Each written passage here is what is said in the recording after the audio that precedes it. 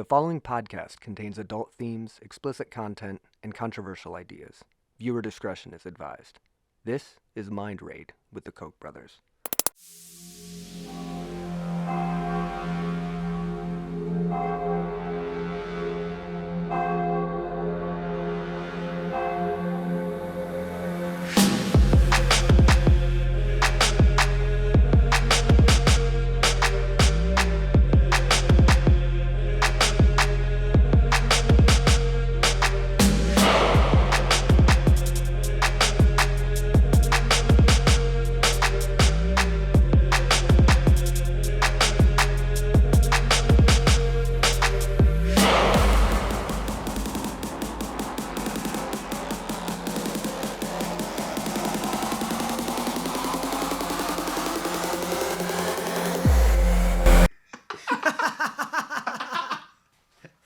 Sit down, idiot.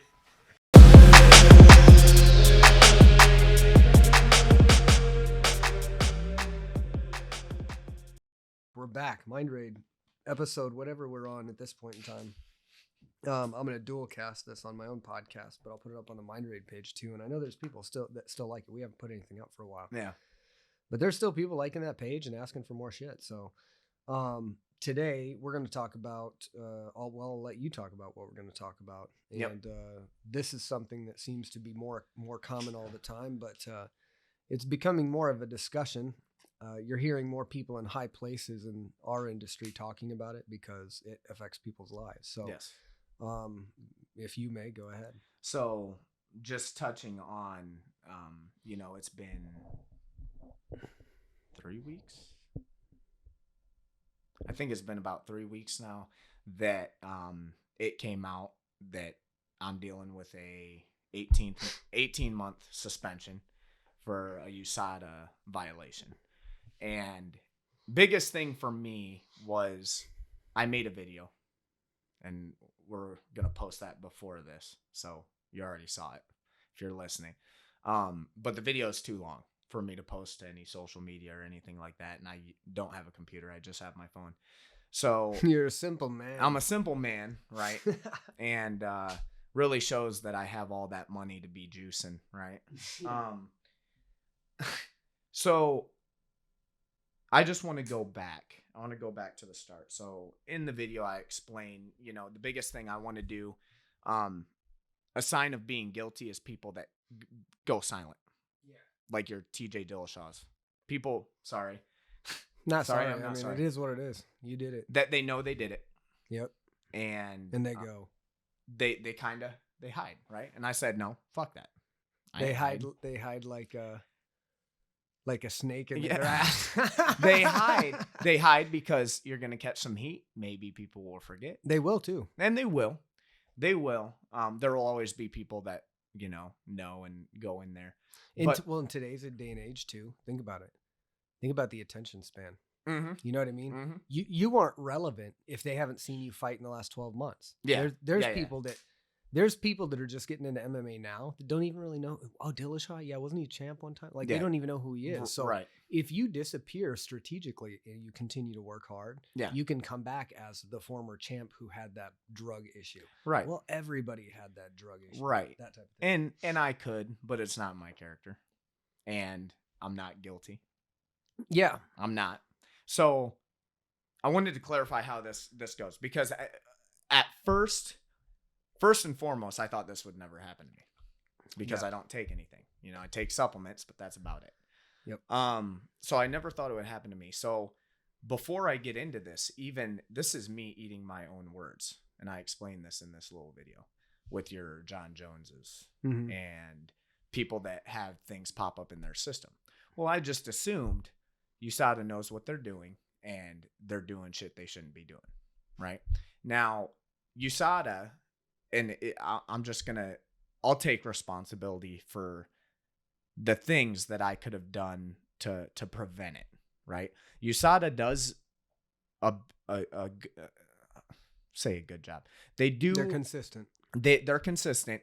And every quarter, every 4 months, they make you watch a bunch of videos of stuff, and they have a list of sketchy supplements Yeah. that you got to watch. And banned substances. And banned substances and stuff like that, right? And sketchy supplements that, hey, stuff's come out on these supplements before. I haven't seen this list, but I'd be willing to bet it's pretty long. It's long.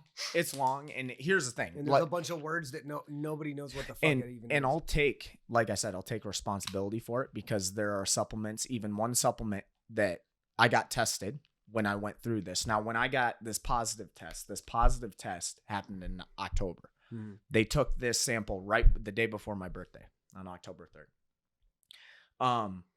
So this was the test that came up positive. Now, at the time at HD Elite, we were selling that Total War, the pre-bottled Total War. And, I've taken it. I've been tested by USADA. I can't tell you how many times. Ridiculous amount of times, at least once every 2 months. And nothing's ever came up. Now, on this list, I don't go through the list, and it's on me, right? I'm the athlete. I need to watch what I'm putting in my body. But on top of it, life, as busy as life is and going on, I don't, I'm not going on a list and making sure that to a T. So I take fault for that. Well, isn't it interesting that there's a regulatory body out there that says these are the things that you can't take, and most of them are against the law.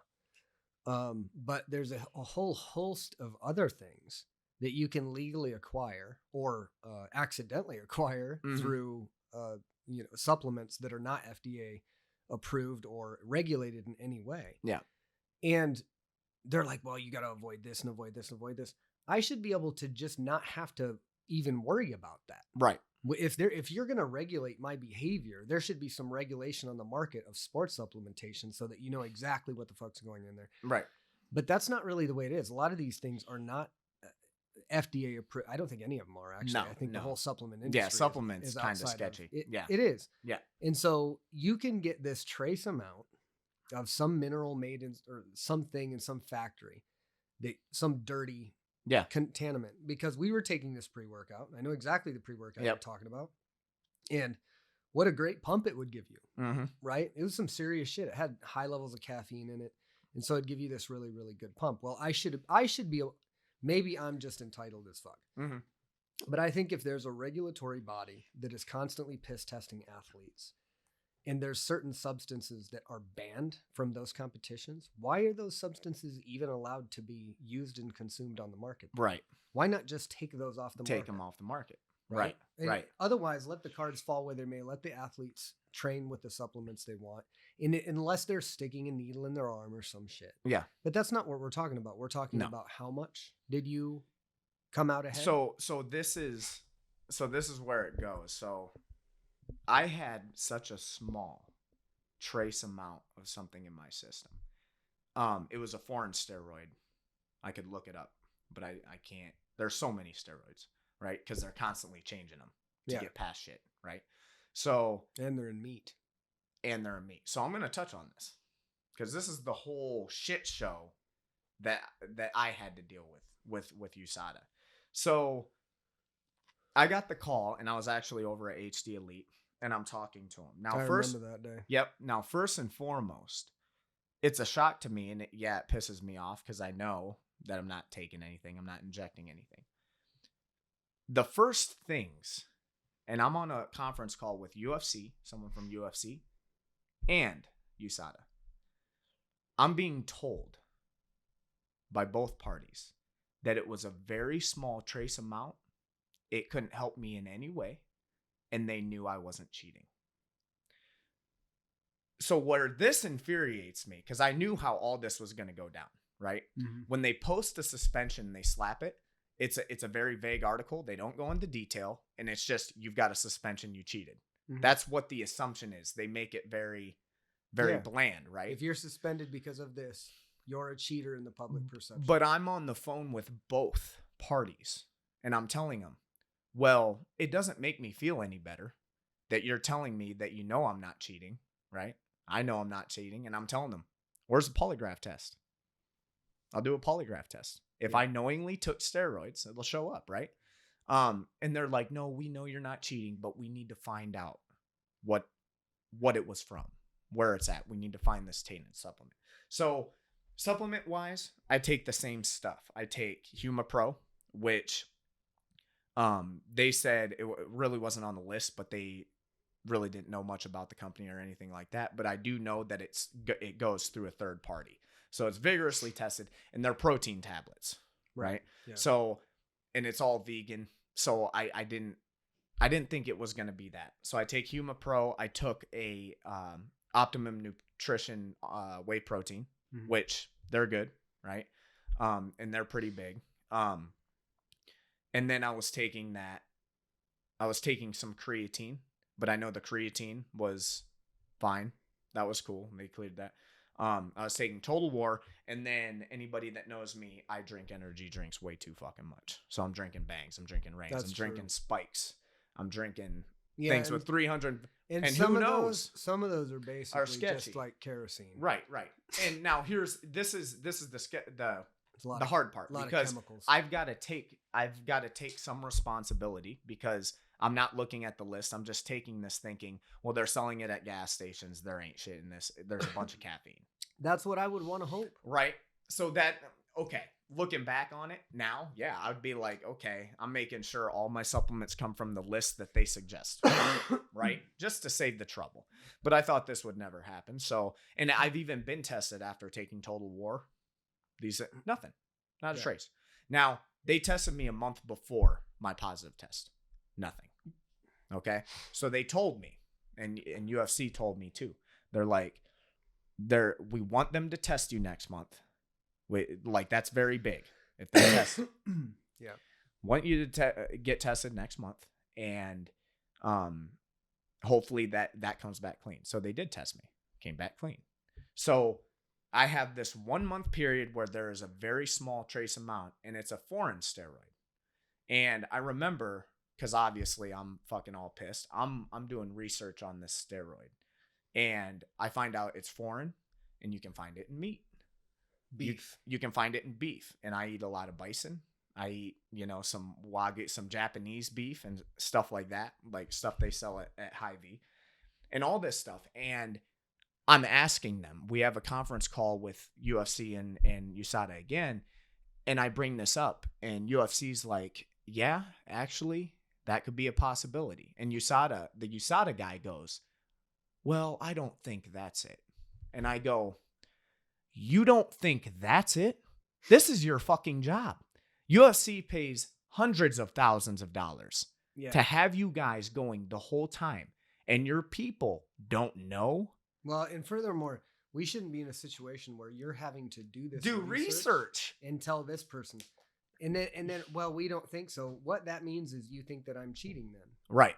You know what I mean? Right. Like, if I was cheating, and people have to kind of take our word for this, but like, if you were doing something, you would just tell me that you were doing something. Yeah.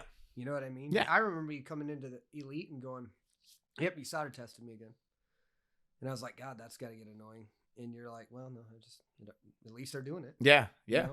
I don't mind. But I remember thinking right away when you told me, and we were kind of like both like, what the fuck is this? Yeah. We started thinking a little bit, and we were like, it's that fucking pre-workout. Yeah. Guaranteed. Right. It had to have so much. It had to have been. Or it was a combination of that and the energy drinks that you self-admittedly were drinking too much of. But here's the fucked up thing. They're going to try and suspend you, take away your source of income, claiming that the reason that they're doing this is ensure that people aren't using performance-enhancing drugs. There's nothing performance-enhancing about what was found. No. And they admitted it. The amount, or even arguably the substance, is how could that be performance enhancing?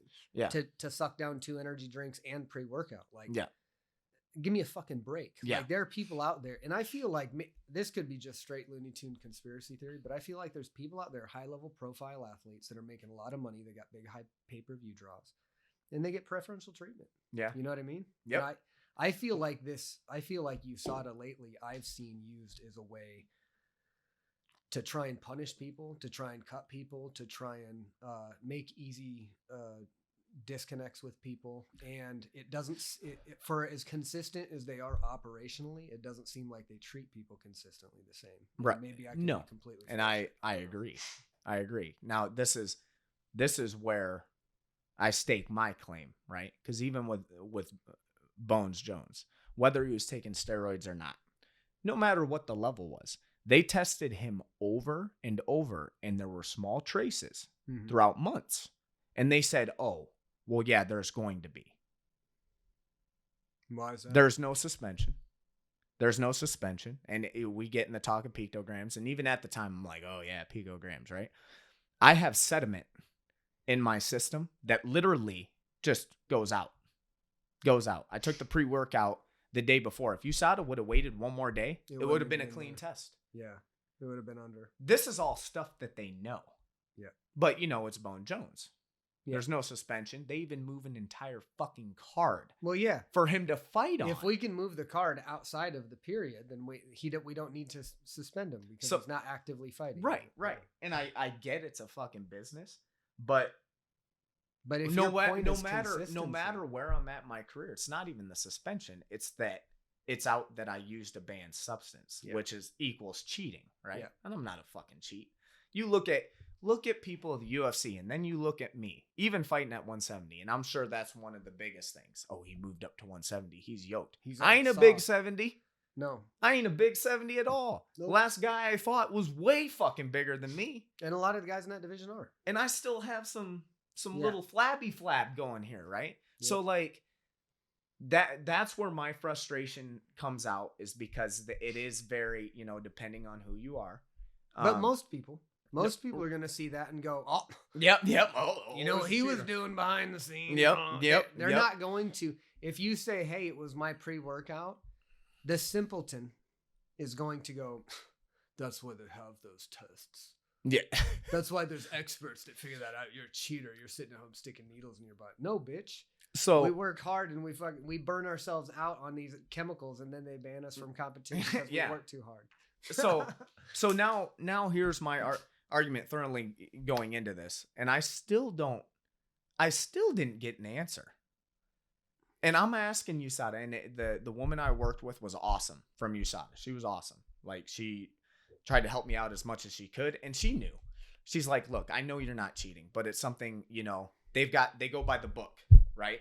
There is no, okay, this is common sense. We know he's not cheating. Let's maybe flag him, give him a warning, change his supplements. They don't do that. They got to go by the book, right? Because it's this big corporate structure. So she tried to help me out as much as she could. But even when I asked, I'm like, so explain to me why you guys test for levels. What's the point? What's the point taking all the money it takes to go through all these thorough tests to test for levels to a point where someone's cheating or they're not based on their levels or based on multiple tests with higher levels, right? Why have all that information if you're just going to slap bans anyway? And you know what I got? Well, it's a little more complicated. And I go, no, it's not. You guys told this all to my face. All to my face. And I'm sitting here. I don't know everything about all that goes into this, but I do know you guys are testing levels. You know exactly how much was tested. You know that I didn't test positive before or after the months within, which I've never taken steroids, but I'm pretty sure there's cycles to it, right? So it's not like, oh, I stopped injecting this month, so it's not going to show up on a test. It's going to show up. Right? It's going to show up. That's why they do those consistent and tests. They do the consistent tests. So I go, what's the reason for even testing me? You guys told me this is good if they test. Why is it good? Because it didn't change anything. So I never got an answer out of that. Out of USADA, out of UFC, none of it. And they're both different. And that's one of the biggest things I want to say. I got no harp with the UFC. The UFC's gone off on USADA before, right? USADA being its own thing, it's in a field dealing with a bunch of fighters that they really don't understand what the sport is. The culture. They're just going by the book, right? Well, it's like when you have a body like that, I would have, and maybe I'm completely ignorant. I need to do my research, but I'm assuming USADA does all kinds of different athletics. I mean, I'm assuming. Yeah, no, they do. They're a standard testing agent in all athletics. And they're a private company. You have to, and maybe that makes them a better option than a public. I don't know, but what I'll say is like, USADA, to your point, is not taking into the account culture.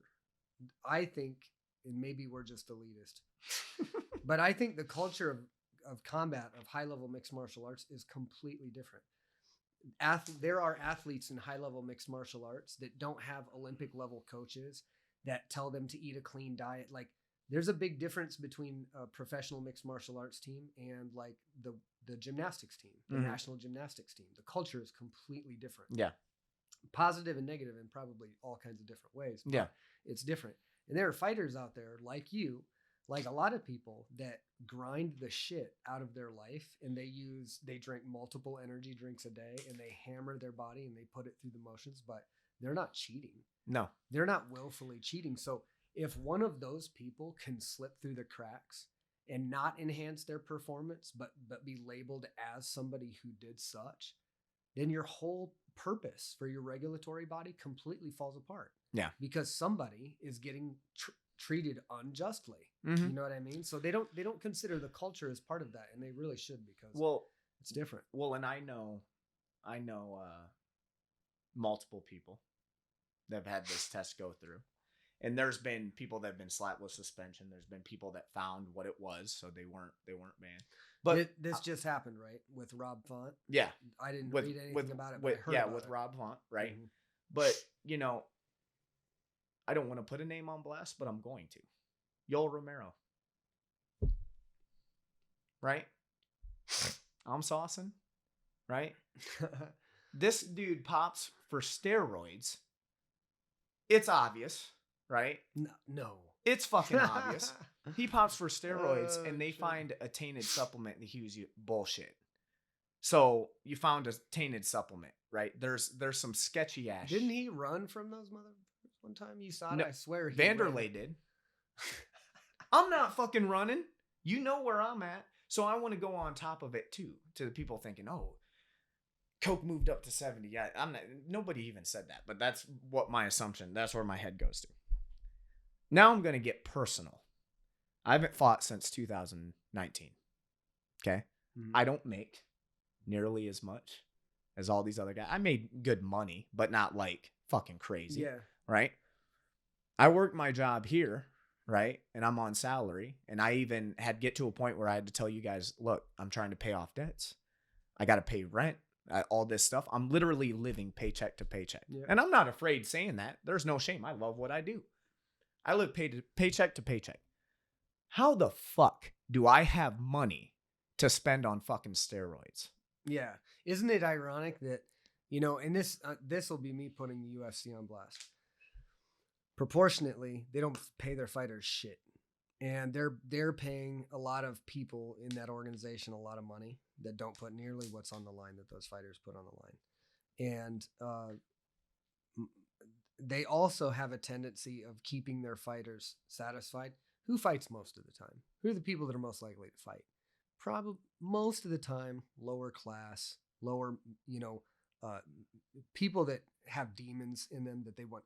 People that are very proud. People that want to fight. Yeah. People who money isn't a big thing. They'd love to be famous, and they hope that they do, and they have dreams of doing that. And some actually believe they can do it, and they do it. Mm-hmm.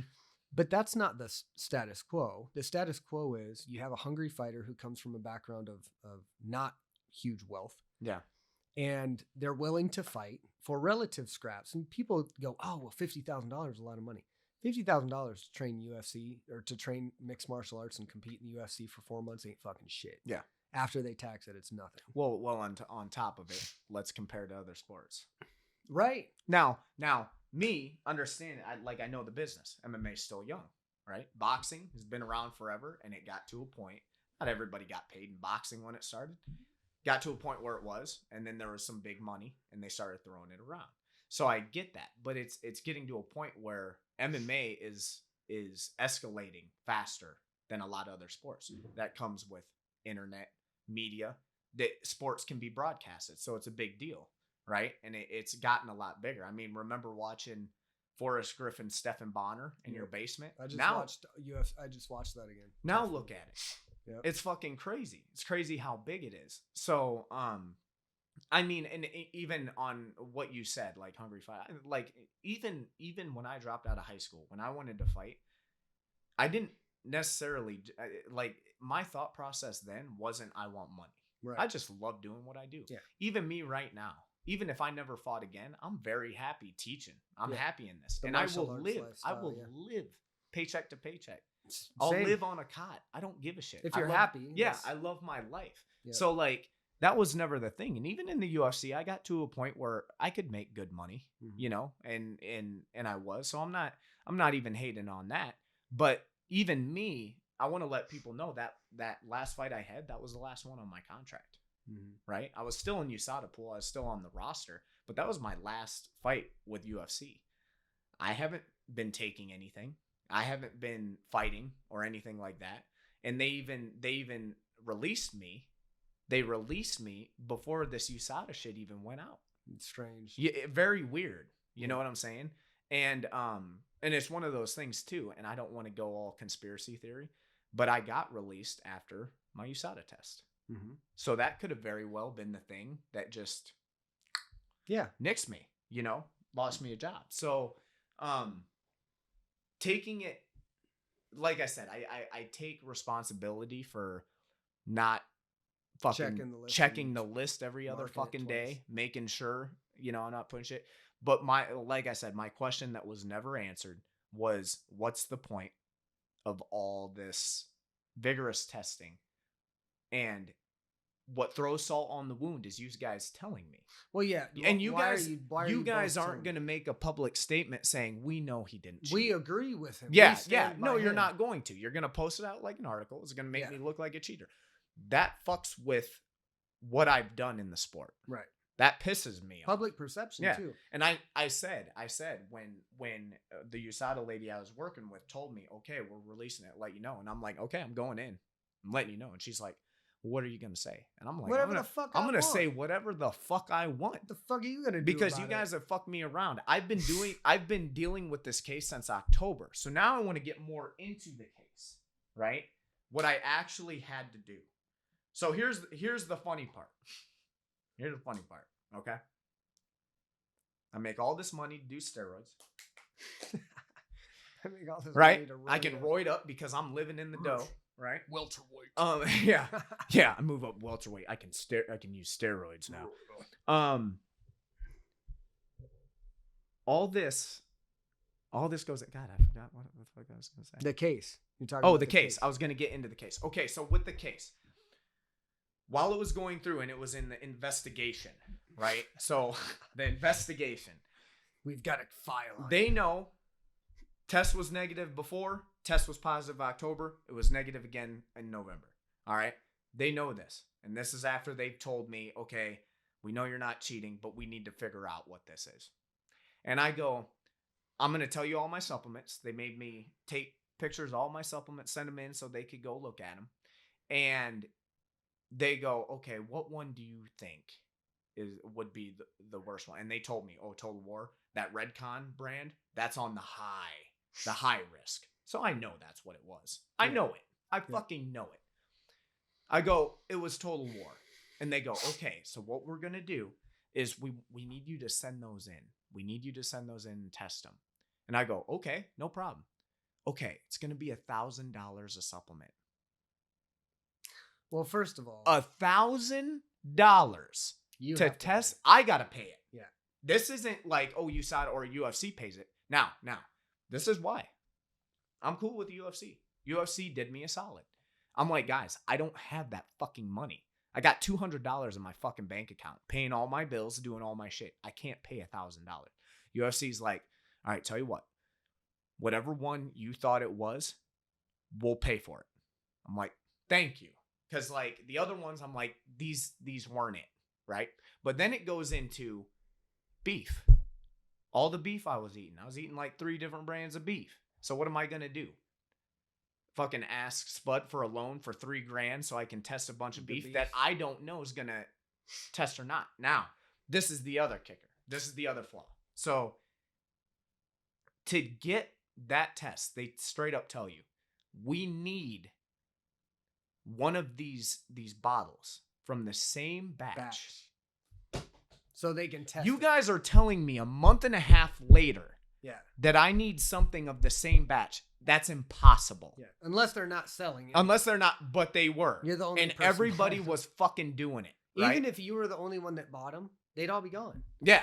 Yeah. And I they'd would've used probably them. be discarded. And I would have used them. properly Right? recycled. So like, It's like you can't win that. when they said that, I'm like, So I can't win. UFC's paying for it, so I'm gonna do my best and hope that something pops up in this total war. So I had to go to Nutrisport. I had to get a bottle there because we were all out at Elite. We didn't have the same batch. Well, and maybe they don't either. And I gotta go through tracking numbers. Nothing has the same tracking number. It's not the same batch. Why right? would it? It's a month and a half. Right. It's a month and a half away, right? Or out. So I sent it in just because hoping, right? Came back, nothing in it. Yeah. And I was like, okay, I expect this, right? So then the person you saw I'm working with, well, we need to figure out what it was. Now, this is where, like, on a personal level, she was awesome to work with because containers, she's like, well, do you got any old containers? No, I don't keep old containers around. So I had got a new HumaPro. It's so unrealistic. It's just Right? unreal. It was gone.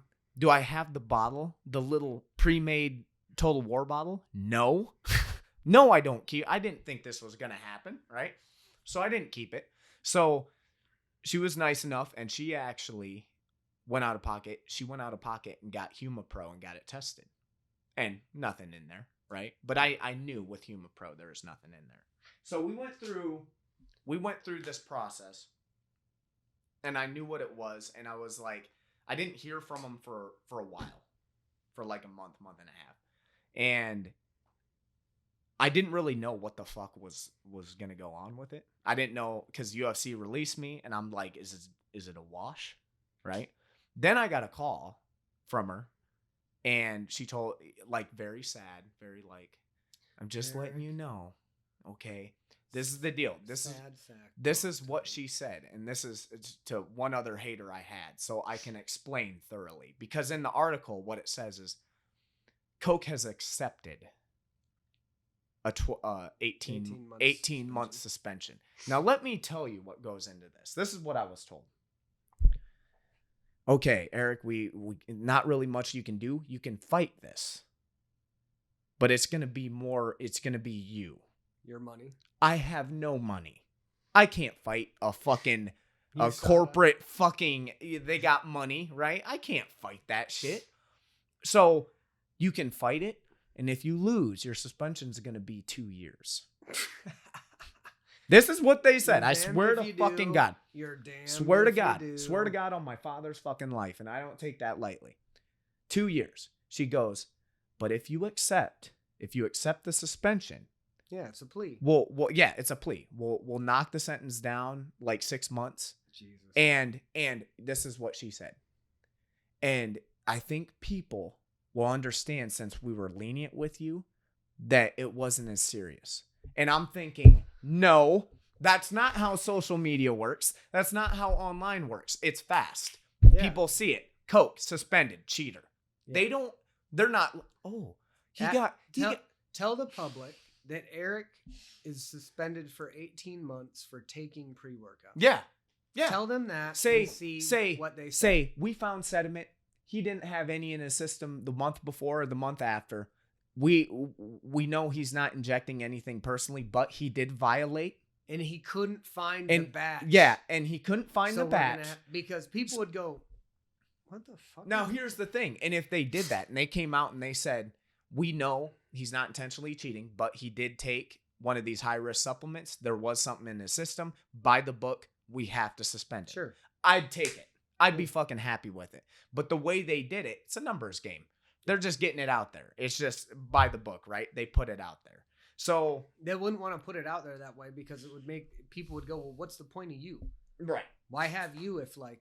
he can have a pre-workout and get banned? So right.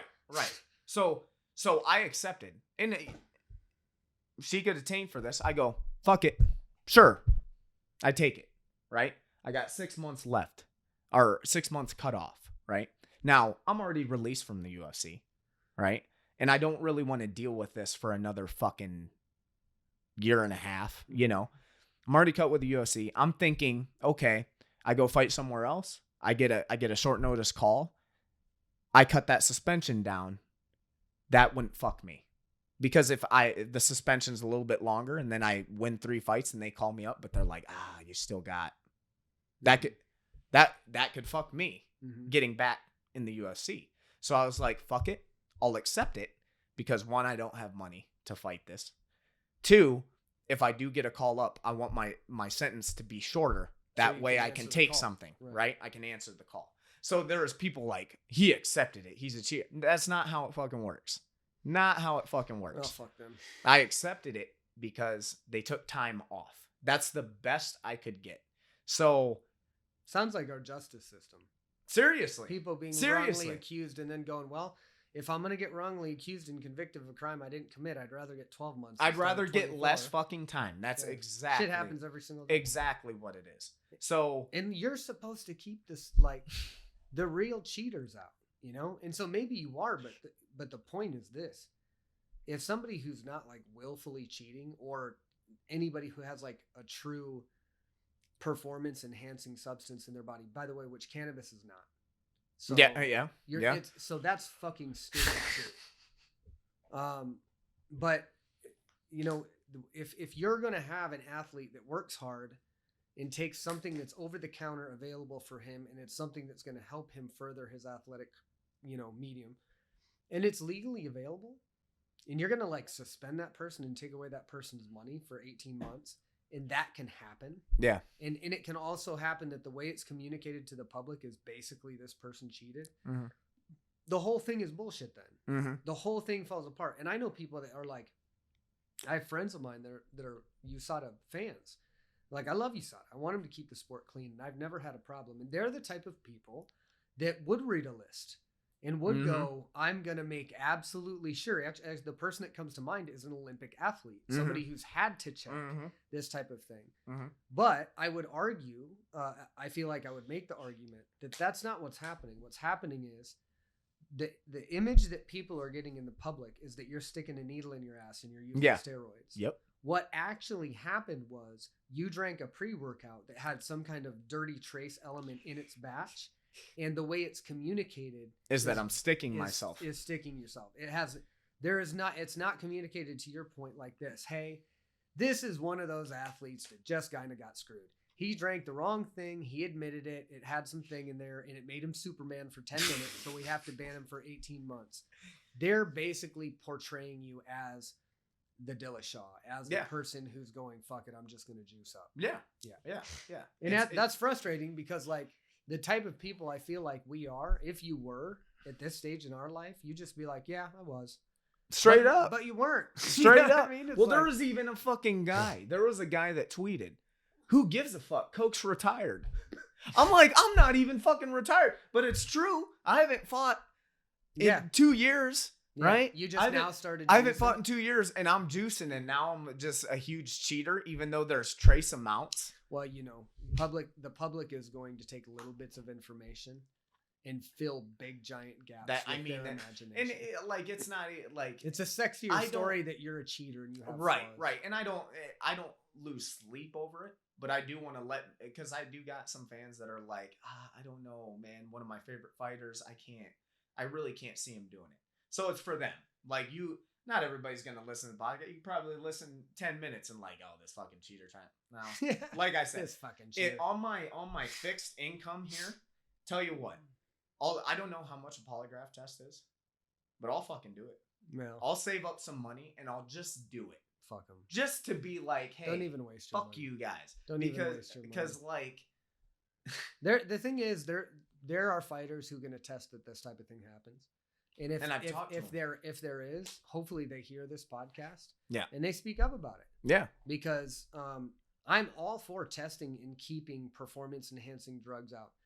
I'm all for doing that or just letting everybody do whatever they want. Yeah. And if they came out and said, hey, we're not going to regulate shit. We're going to let Overeem turn into Ubereem. I'd be fine with it. Yeah. You know what I mean? If you want to do that, I believe there would be people that would not take performance enhancing drugs that would still be champion. I believe that wholeheartedly. Maybe I mixed up and made some horse meat in there. Horse meat. Like, and I mean, that's the thing, man. You can look at people. I can look at Brock Lesnar before Mark Hunt, and I'm like, this fucker is juiced out of his fucking gills. Yeah. Right? Like, you can look at a fighter and tell if they're fucking juicing, right? You look at me at 170, I'm not even cut. No. Like, I'm like in shape, but I'm Yeah. not cut. Well, I'm not big. There are people though that take juice, that do the juice. There's people that use steroids, and they're not necessarily ripped up and shredded. Yeah. I've seen, there was somebody that I competed against. I won't name any names, but he tested positive right after our fight, and he didn't look like jacked up. Yeah. So people use it, and really the point is not that. The point is that public perception is being portrayed by potentially one or two huge corporate entities as you're a cheater. Yeah. And the truth is, you drank dirty pre-workout on a rough day trying to get a and good also, lift. why does UFC have more knowledge on what's happening in my body than you motherfuckers do? At USADA. You guys put shit in bottles. You go test it in the lab, and I honestly think it's almost like that goddamn blood work lady that thought that read my test wrong or marked it wrong, and she didn't even know. She thought I had hepatitis and then found out I didn't. Like, people are giving they're given jobs without actually knowing what the fuck they're doing. Whoops, I'm sorry. Oh, I thought you had hepatitis. I put this on a little slide, and then we put it in there and we test it, and then I just read the results. You're fucking with people's career with people that don't know what the fuck they're talking about. Yeah. Like I said with the beef. UFC, yep. There was actually a Mexican soccer team. Half the team ate contaminated beef. They all popped. And they all got a suspension for it, right? So, like, that's shit that, like, back before I dealt with this, I didn't think it was a thing. But now I know it's a thing. Now I know it's a fucking thing because it happened to me, right? But I'm thinking something that's like that governing body that's got all these tests and they've got all these scientists, and UFC pays a shitload of fucking money to have them on call at all times, would know more than the company that's paying them money to do it. Yeah, that doesn't make any fucking sense. It seems really bureaucratic, and it seems like it's a one-size-fits-all solution that doesn't quite work with MMA. And no. Maybe it's, I don't know how it's gonna shake out, if athletes are just gonna get more conscious of the shit that's going in the body, but maybe USADA should be more accountable for explaining why these substances. Maybe if they're going to hold this expectation and you're basically going to bend to their will, they try to do a better job of educating their clients about the dangers of whatever this substance or that substance is. But you can't just make a big list and go, you can't take any of this shit. You know what I mean? Yeah. Like, you got to let these people know. I bet that list is super long and full of words that most people that fight have no idea what the fuck that even is. Are they going to sit there and go, oh, hydroxychloroquine, fucking blah, blah? That's not a word. They're not going to look that shit. Most of the fighters aren't going to look that shit up. And when you have somebody like, Diaz, or somebody that smokes a bunch of herb and smokes cannabis, and they go out there and they'll run marathons and shit, and they fight on a professional level, and you have USADA going, oh, well, we have to ban you because you smoked weed. Fuck you. You can't be credible in any, you know what I mean? If you're coming into a combat warrior athlete sport situation and going, you can't smoke weed because it's performance enhancing, you're just like a drone. Just making shit up. Yeah. Doesn't even, You're towing the line. You're going, oh, the federal government thinks it's bad for you. Well, it's a performance enhancing drug then, and we're going to make it illegal. Yeah. It's bullshit. Yeah. Yeah. So through and through, I mean, that was just my clear up. That was my piece. Like I said, I wanted, as soon as it came out, I wanted to fucking post something, but I just had way too much to talk about. Yeah. Well, it's complex. I mean, that's not an easy thing. And it is. And you can't explain shit to people. And it's like I said, I didn't know it was quite the way it was until it happened to me, unfortunately. And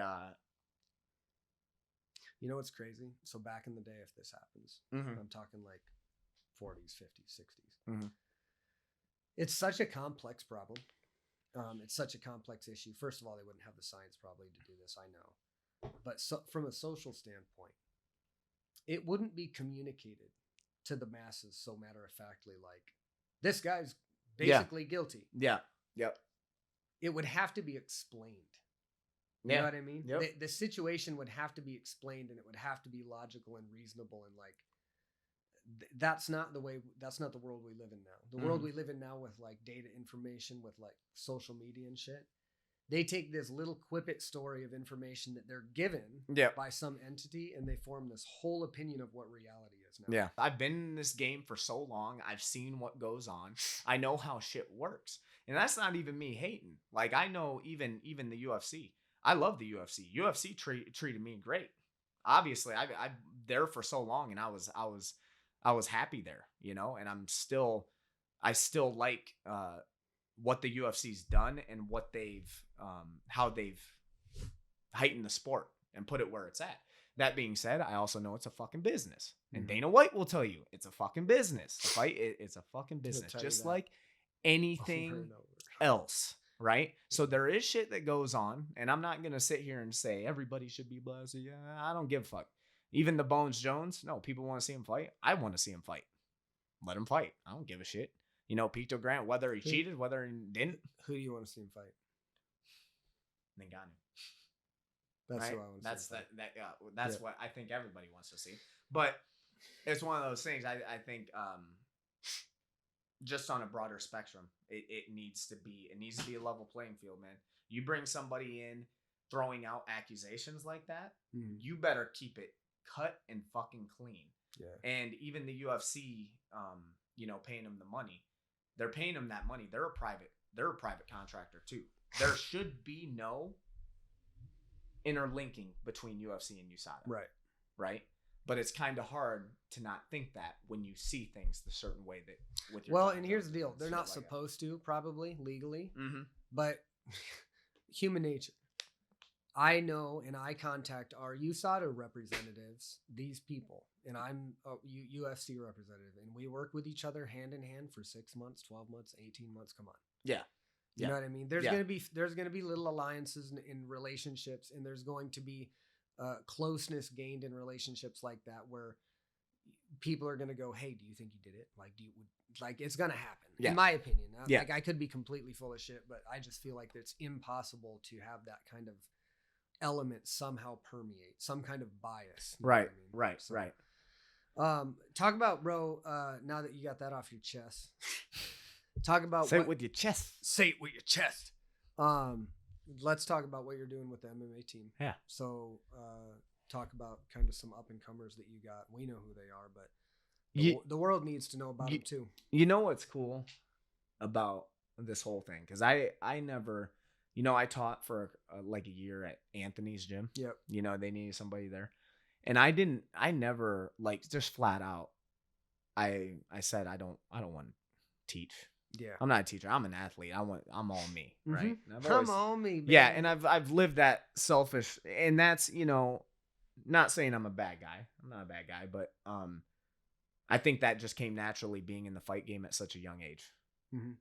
It's you're living or dying in there. So like I took it as I got to be selfish as fuck. Yeah. This is all me. Fight sport's selfish sport. And I painted myself in a corner dropping out of high school. Like I got to make this work. So, I never saw myself teaching. And then I started teaching at Anthony's, and then, I didn't really realize it, but I realized time went by so fast when I taught, like, and I had fun doing it. Got, awesome,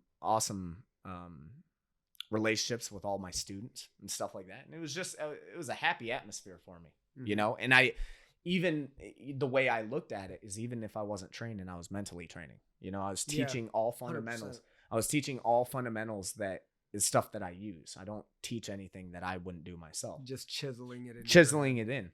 And I noticed I started getting a lot better just teaching. So I did that. And then, I ended up, stopped working there. I think I was fighting, and I was trying to just focus on going on a run. And then you and Spud hit me up about it. And even for a while, I was like, nah, not interested. Not ready yet. I still got shit to do. I'm going to do it here. And then it's crazy because going back to Dad's passing, like I wouldn't be here if Dad didn't pass. Like, I'll just be honest. I had my life in Milwaukee 3 years ago. 3 years.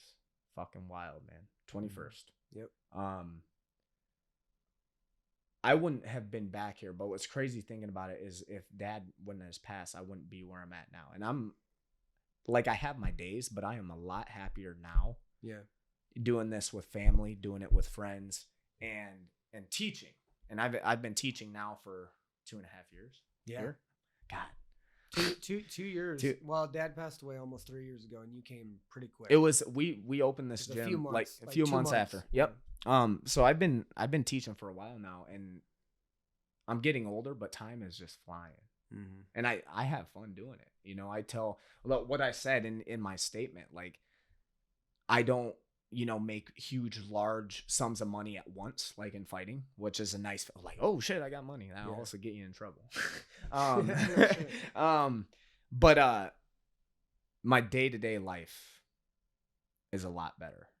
And I think this is where the dad comes out in me. I think the actual fighter mentality I have is mom. Yeah, I love you, mom. Love you, mom. More the independent. Yep. I'm me. This is my journey. And teaching, and I made a post about this after Juan fought on my Instagram. But I feel the dad come out of me when I'm coaching. And I'm just mentally in a better space when I'm coaching. And I explained it in the video where fighting is awesome. It's a selfish sport. When you win, you're the shit, right? After one of your guys wins and they trust everything you say, and you see them pull things off, not get hitting, little tiny things like that, little intricate parts of the game. You see that, and then you see them win. It's a completely different feeling. Yeah, so I've talked a lot about this. When I've competed in anything, and regardless of whatever the outcome would be, I was either happy or satisfied. Yeah. And I had an expectation of performance. But when my people win, I'm fulfilled. Yeah. When people win, I get a sense of fulfillment in that I was able to better somebody's living experience. I was able to guide somebody down a road that took them from non-belief to belief. Yeah. To a place where they could maybe get into a cage or a ring and do things they would never imagine. Mm-hmm.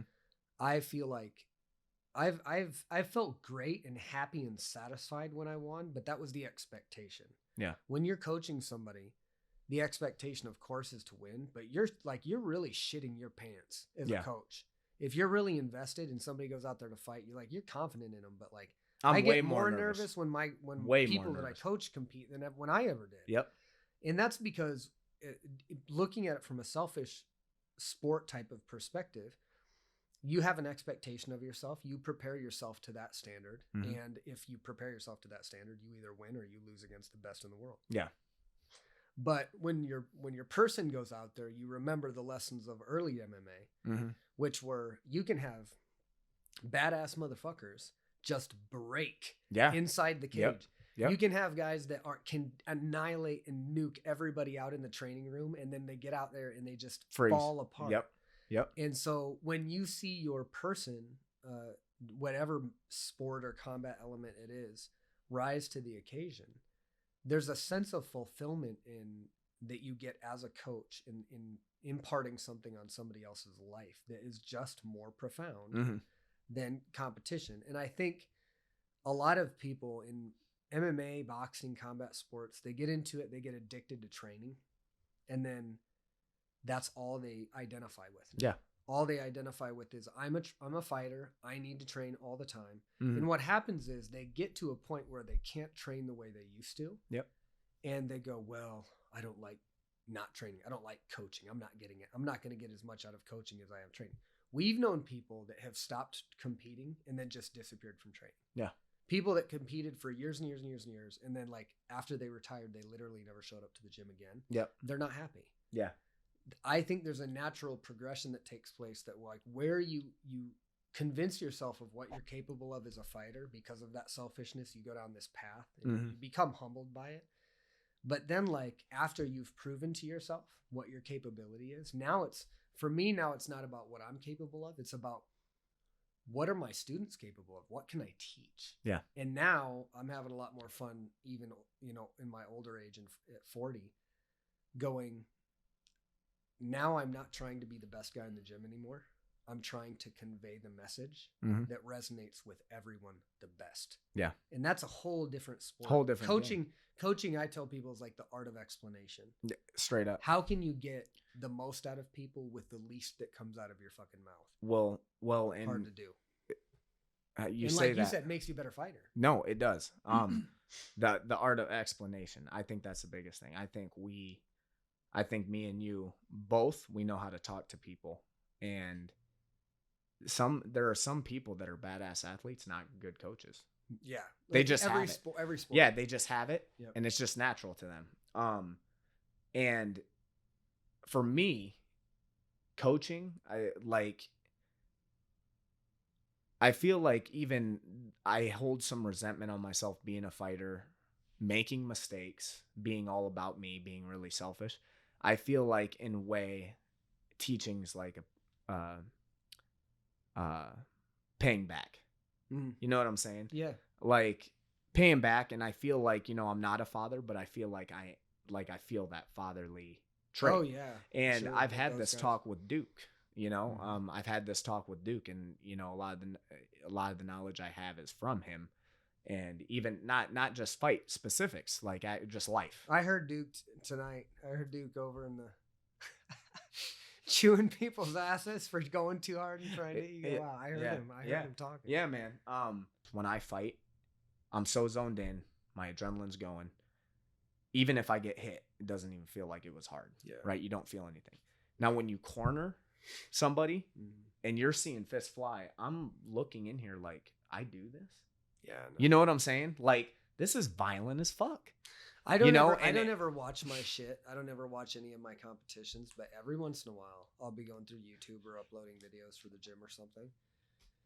And I'll catch my name versus this person. And first of all, then right by me is your name, and you have red hair and you're 16. It's like fucking decades ago, and it blows my mind. Yeah, it's wild. But there's times where I'm like, it's really, really crazy when you just pause for a minute and think about like who we were when we were kids. Yep. And what we were into, and like where we came from, and look forward now and just go, what? Yeah. Who the saw that? fuck did we do? Yep. You know, I really truly, and I could be completely tooting my own horn and delusional, but I feel like at some point in time, somebody with some storytelling ability is going to pick up this story and just go, these fucking guys didn't have a coach. They just taught themselves basically how to fight and created a team. And now this team is creating this and that. And like, what a crazy fucking story, man. It's fucking, and I love it, man. And we ups and downs. We really don't brag about our shit. And there's times where I feel like, man, in today's day and age, in the social media culture, maybe we should be. Yeah. Maybe we should be singing our own success song, because the shit we did, nobody else would fucking do. Nobody would do it. Yep. The only people would do it is a pocket of like other very like-minded mixed martial artists around the world and country. But like the people that would go through the journey specifically, there's a lot of people that go to a martial arts gym. Yeah. There's a lot of people do this. The people that would say, we're going to like teach ourselves how to fight.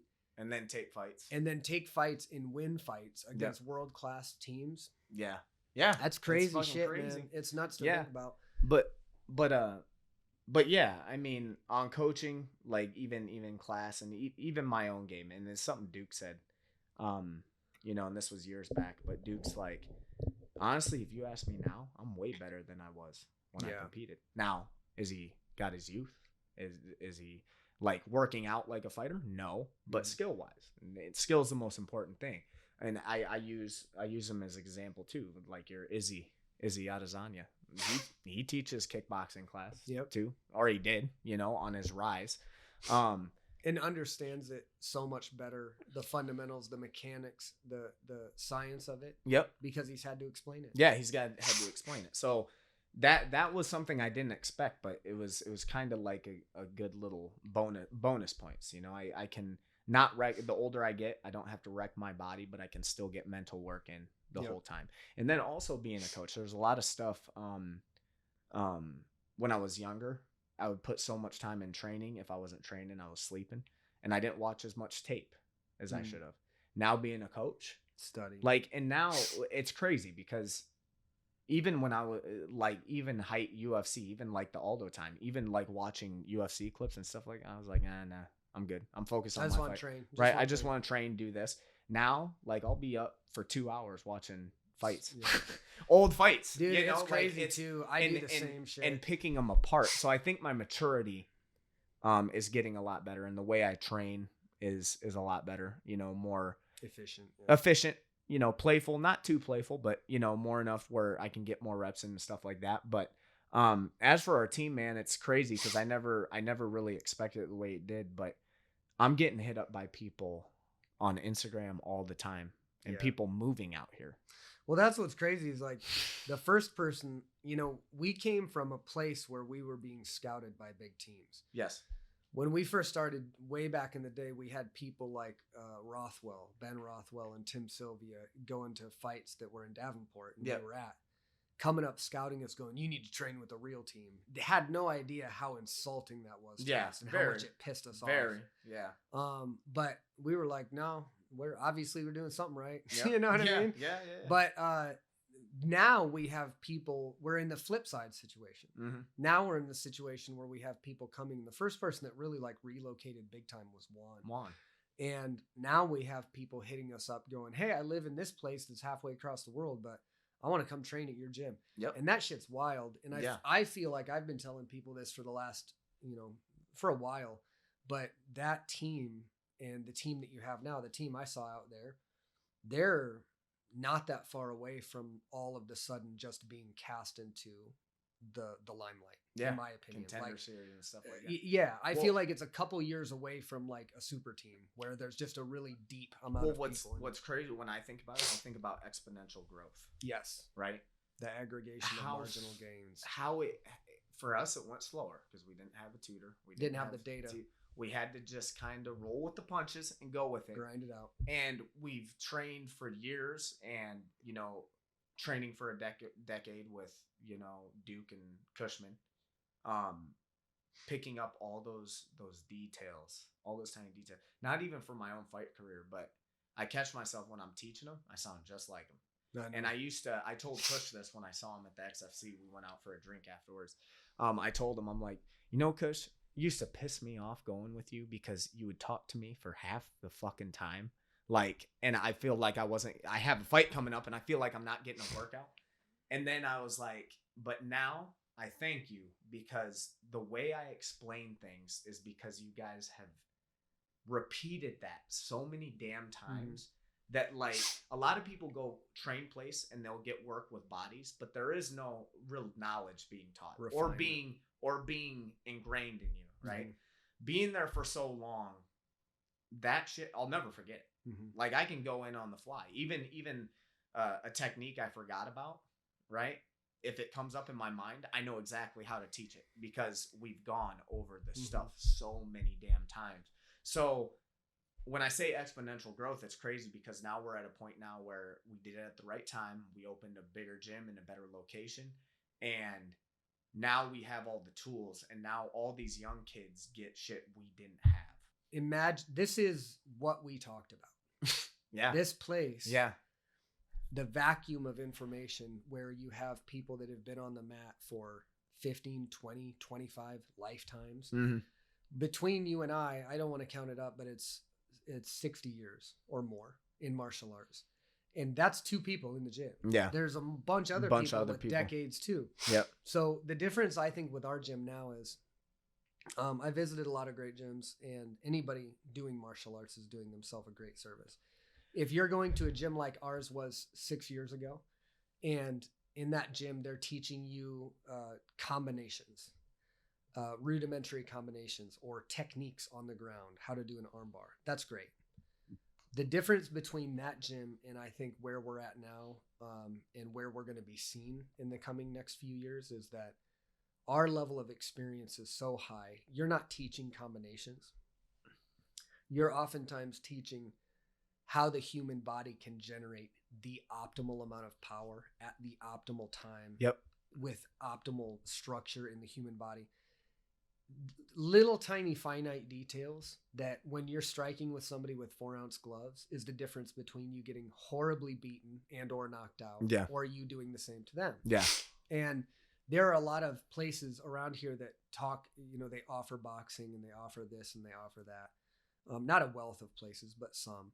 And I've had people come to me and go, are there boxing clubs around here? And I'll go, yeah, there is. Oh, well, I didn't hear anything about them. I'm like, well, you can go there, but my brother is a better boxing coach than anybody you're going to get there. So you can go to his kickboxing class and become a better boxer than you can at some of them, because at these other places, they're just calling out kind of wonton combos. Yeah. You're just hammering away at focus mitts. You don't know how to move dynamically on somebody who's trying to spear you in the fucking face. Well, and that's the biggest thing, right? We call it feel-good mitts. And there's time, for feel-good mitts. But if you watch any of the best boxers, if you watch any of the best kickboxers, their pad holders are trying to hit them. Yeah. It's a simulated fight. And that's how we were taught with Duke and Kush. Like and I never, because I used to look at it before I started working with them, I would look even at people in the UFC and they're doing big numbered combinations. These are all predetermined things that they're doing. So when they're slipping, they know the punch is coming before the punch is thrown. Which is not what happens. Which is not how it happens, right? So I used to think that. And then when I started working with Kush and Duke, and even the first time Duke held pads for me, I was like, man, we're just throwing like singles and like rudimentary, and they're going over technique and stuff, and it feels good. But I'm like, okay, when are we gonna get into the good stuff? Mm-hmm. The fucking that is the good stuff. The Street Fighter 15 hit combo, right? Yep. That's not how fighting works. You're dealing with another variable. You're dealing with another person. So it's reaction, especially in striking, because striking is faster pace, and you're not always connected. So it is more reaction.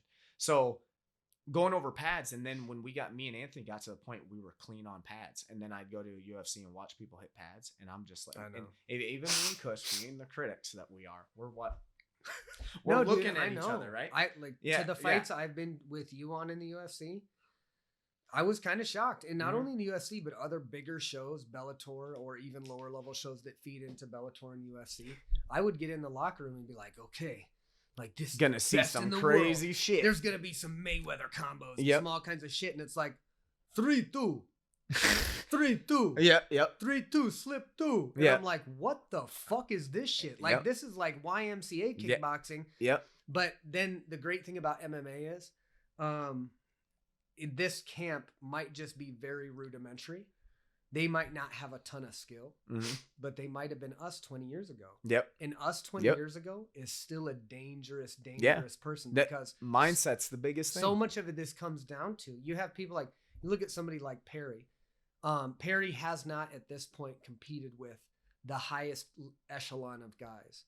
But you don't want to get hit or elbowed by Mike Perry. Right. You know what I mean? Like he will bite down on his shit, and he's not afraid to animal, throw.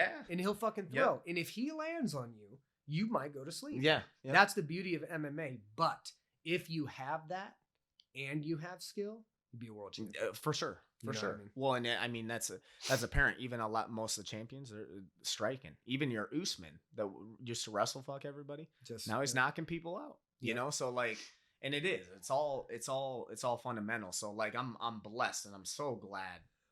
I'm so glad that, I went down there, I spent time, made those connections. Both of them are like father figures to me. Love both those guys. But how blessed to meet up with those guys early. We met those guys at we made the connection with Duke at Mainstream, the early Mainstreams. That was like early 2000s. Seeing all the stuff I've been taught and going over it over and over and over has made my thought process a lot stronger. Even my techniques more crisp. Just going over that. Even catching myself, if I catch myself going against what I just taught, I'm like, oh shit, got to get on it. Just being aware. Being aware of it. And that's half of it, right? Yeah, well, if you're aware of it, then you know when you can. It's habits. That's how you build the habits, right? Yeah. Even my students, when I'm watching them. They throw a kick and they do something not quite right. Mm-hmm. But before I can say anything, they're like, damn it, I didn't. I'm like, that's good. Yeah. That means you know it.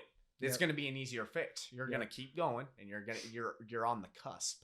So coaching's fucking awesome. I love it. I almost like the gratification of seeing all my guys wreck shop than even me winning.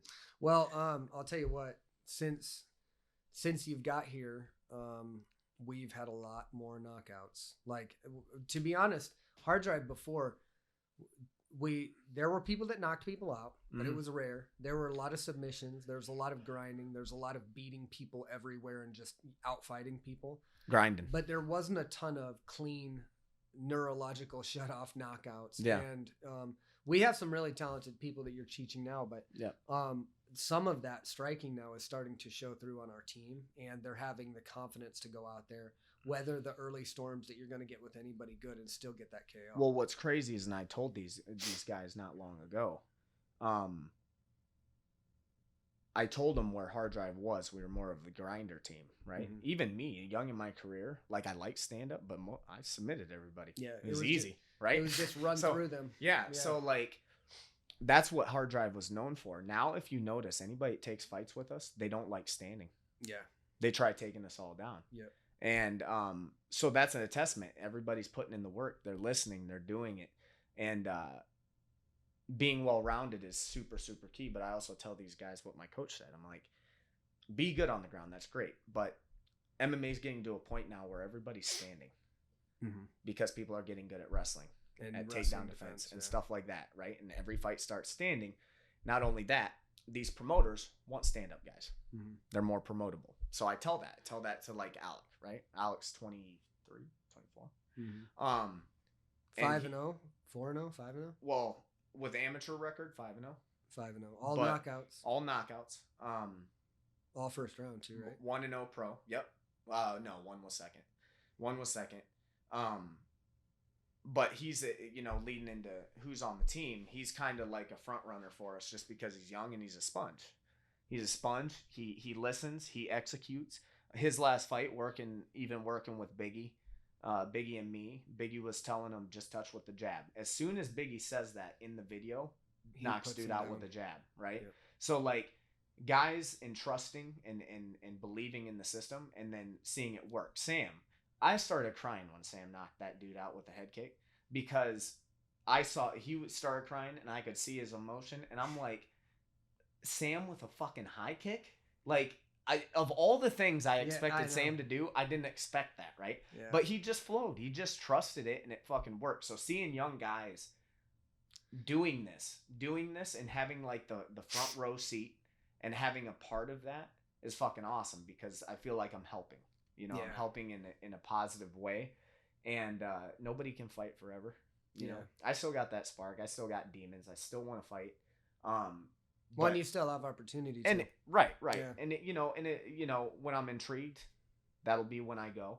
And honestly, the best I've ever been.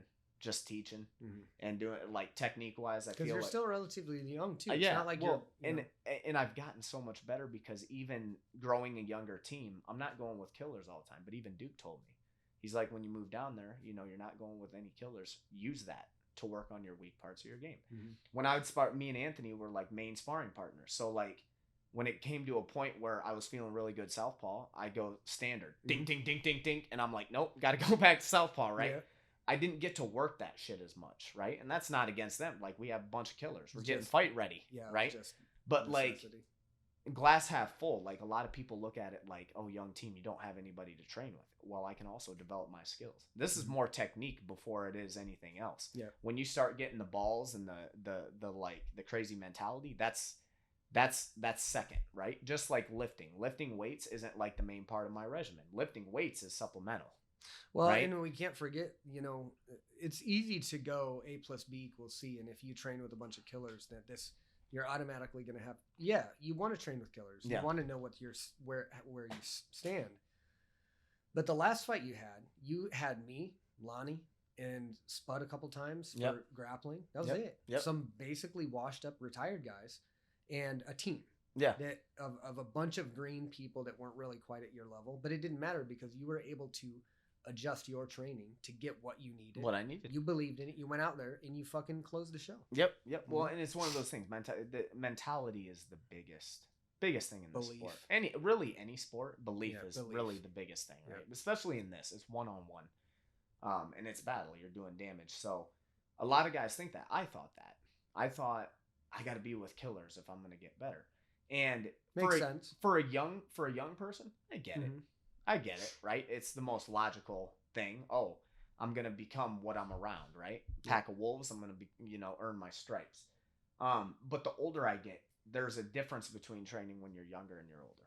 Yeah. Me being older, I don't want to be taking hard ass shots every fucking Monday. I don't want to be, I don't want to be doing brain damage the older I get. I've been fighting since 16 years old. You see this with your Robbie Lawlers, your Tony Fergusons. They switch the way they train up. You have to when you're older. So I've kind of approached it the way Duke did. Just be smarter. Fight smarter, right? Fight smarter. Focus on technique. Focus on getting better, getting reps. That's all fighting is. Yeah. Like getting better in like especially striking is reps. It's like technical whack-a-mole. Yeah, it is literally reps. And react. Duke used to tell me all the time, watch boxing training. Boring as fuck. They do the same shit all the time. You only got 2 fucking arms. Yeah. You can only do so much. And you can do a lot, but it's still only so much. But it's who's willing to do that, right? So, me now, I feel fucking phenomenal, man. I feel like I'm in. It's because all the roids. All the roids. That's what gave it away. Damn it.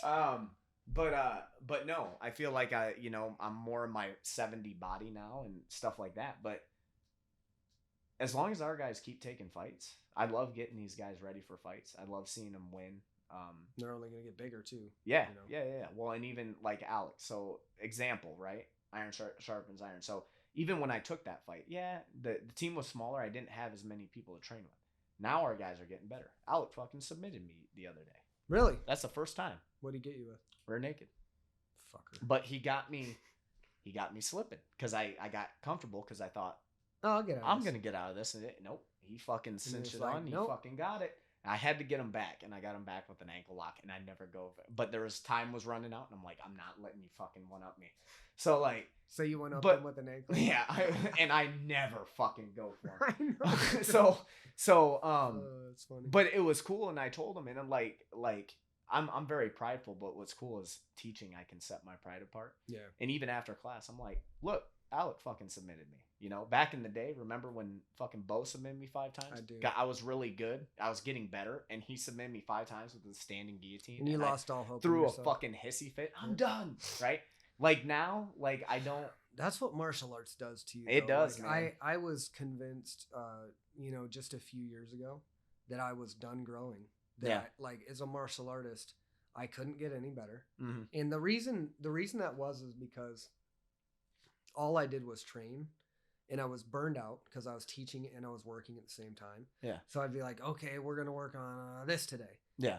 And there was no systemization of it at all. I was just like, I was drawn too thin, and I was training. I love training. I love rolling. I love doing this. I love doing that. And so I wasn't studying. Yeah. I wasn't going after I'd look at technique videos here and there, but I wasn't really committing myself to going, okay, I'm going to pretend like I don't know anything again, and I'm going to listen to what this guy has to say about this. Yeah. And so when I left Aspect and I started getting back into the gym full time, and I was coaching full time, and I had more time to sit down and study great coaches. You know what I mean? When I mean that, I'm talking I got Duke's system. I got Duke's syllabus. So I was able to watch all the striking stuff. That helped out a lot. But I was coaching jiu-jitsu. So I started watching material from John Danaher. I started watching, I did watch, and luckily I watched some Lovato stuff because now we're associated with Lovato, and I watch all of his material. Yeah. But when I started watching these different coaches and just becoming a student again, and then having to relay these lessons that I would learn to my students, all of the sudden my jiu-jitsu I felt went way through the ceiling, and I was beating my head up against the wall for 18 months going, I keep doing the same shit over and over and over, because it was working on the same people. Yeah. You know what I mean? Yep. Then when I would get somebody tough, I would roll with Bo, and he was at that point, he was the guy that I rolled the most with, the most consistent with. Yeah. And we had been training at that time for now like 11 or 12 years. So Yeah.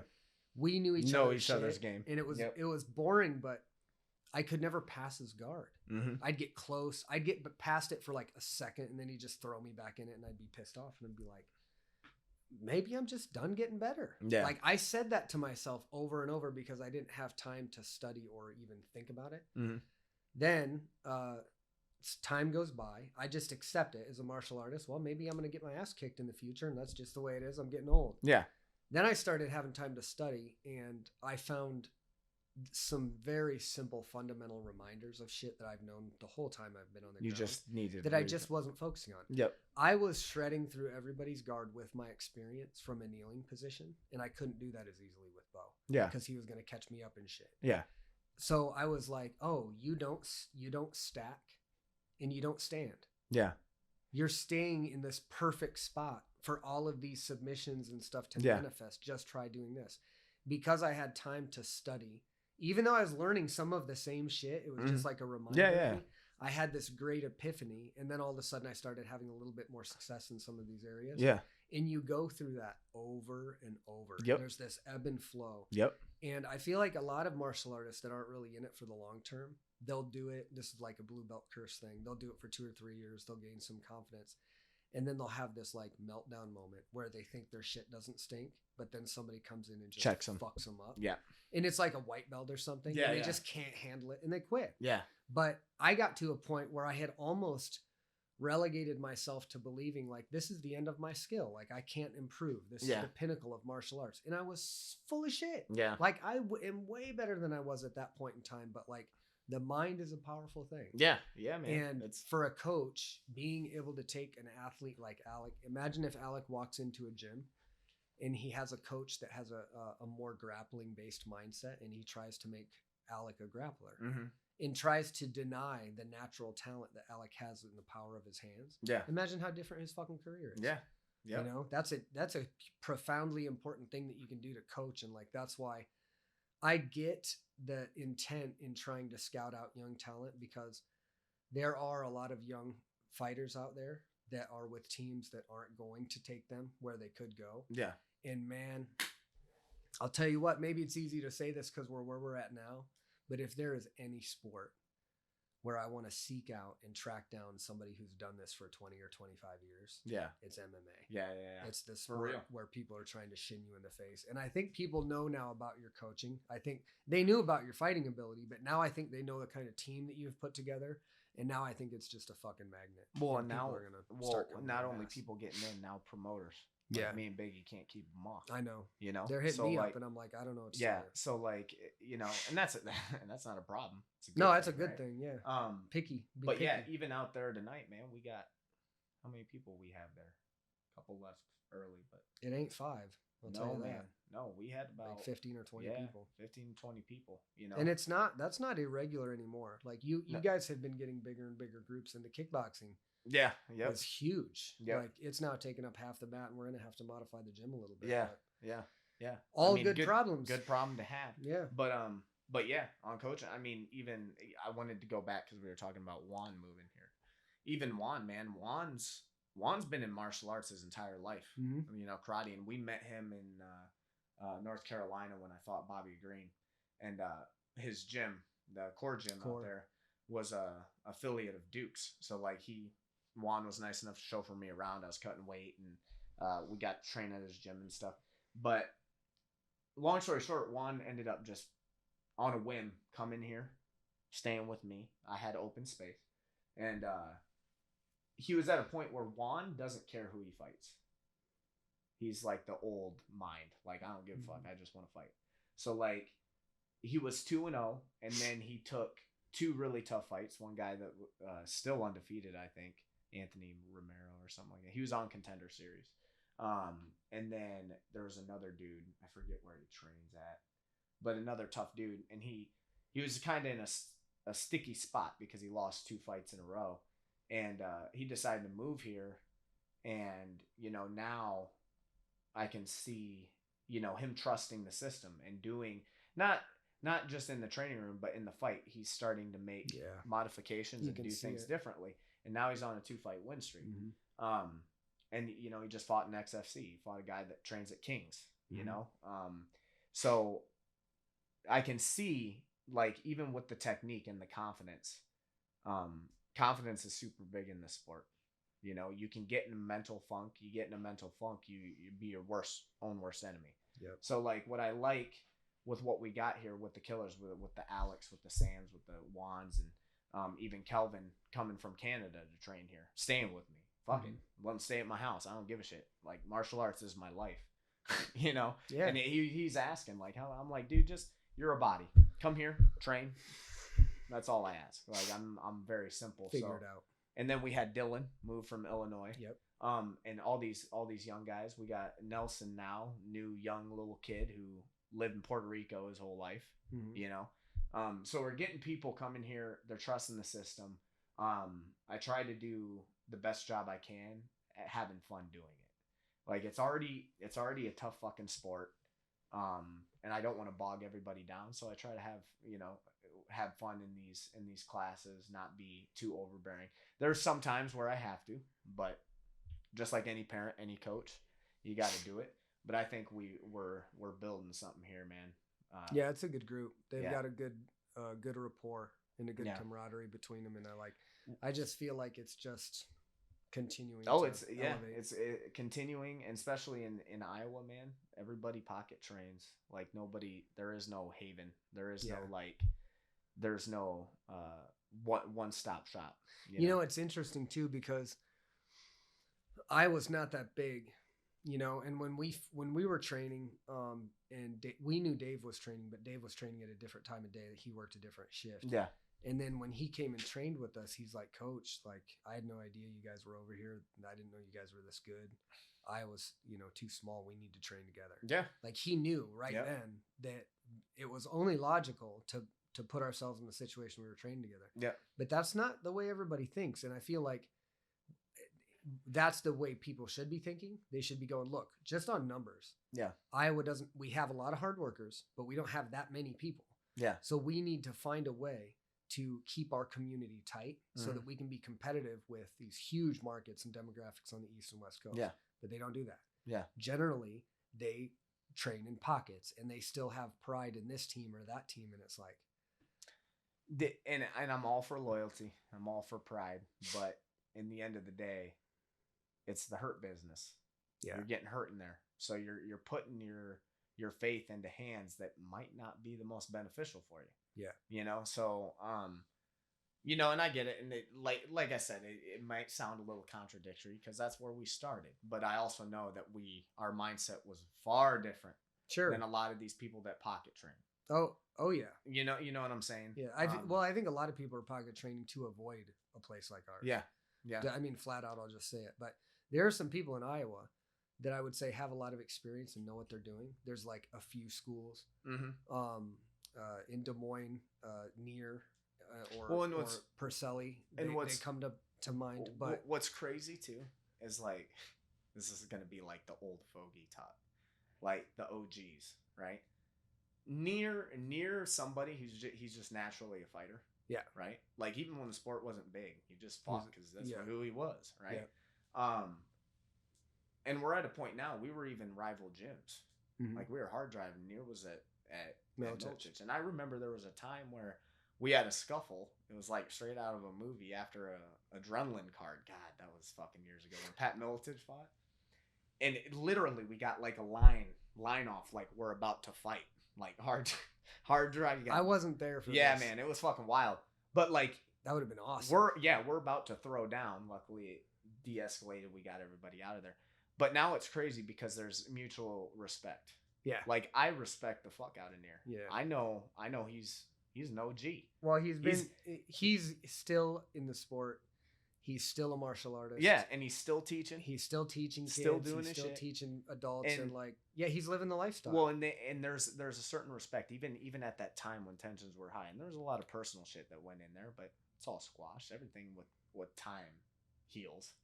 Well, and I think that somebody like Near didn't compete against any like you or I or anybody directly, but he's been around long enough. Mm-hmm. He's seen us compete long enough. Yeah. He's seen us. No, and that's that he knows. Like, he knows. He up, knows. yeah. Well, he knows, and we know. And we know. That's why I refer. Oh, you're in Des Moines. You shouldn't really be fucking anywhere else unless you're at Near's Pacelli's. You know, like they're the OGs. They've been around. They've got the knowledge, right? And Near does the same for us.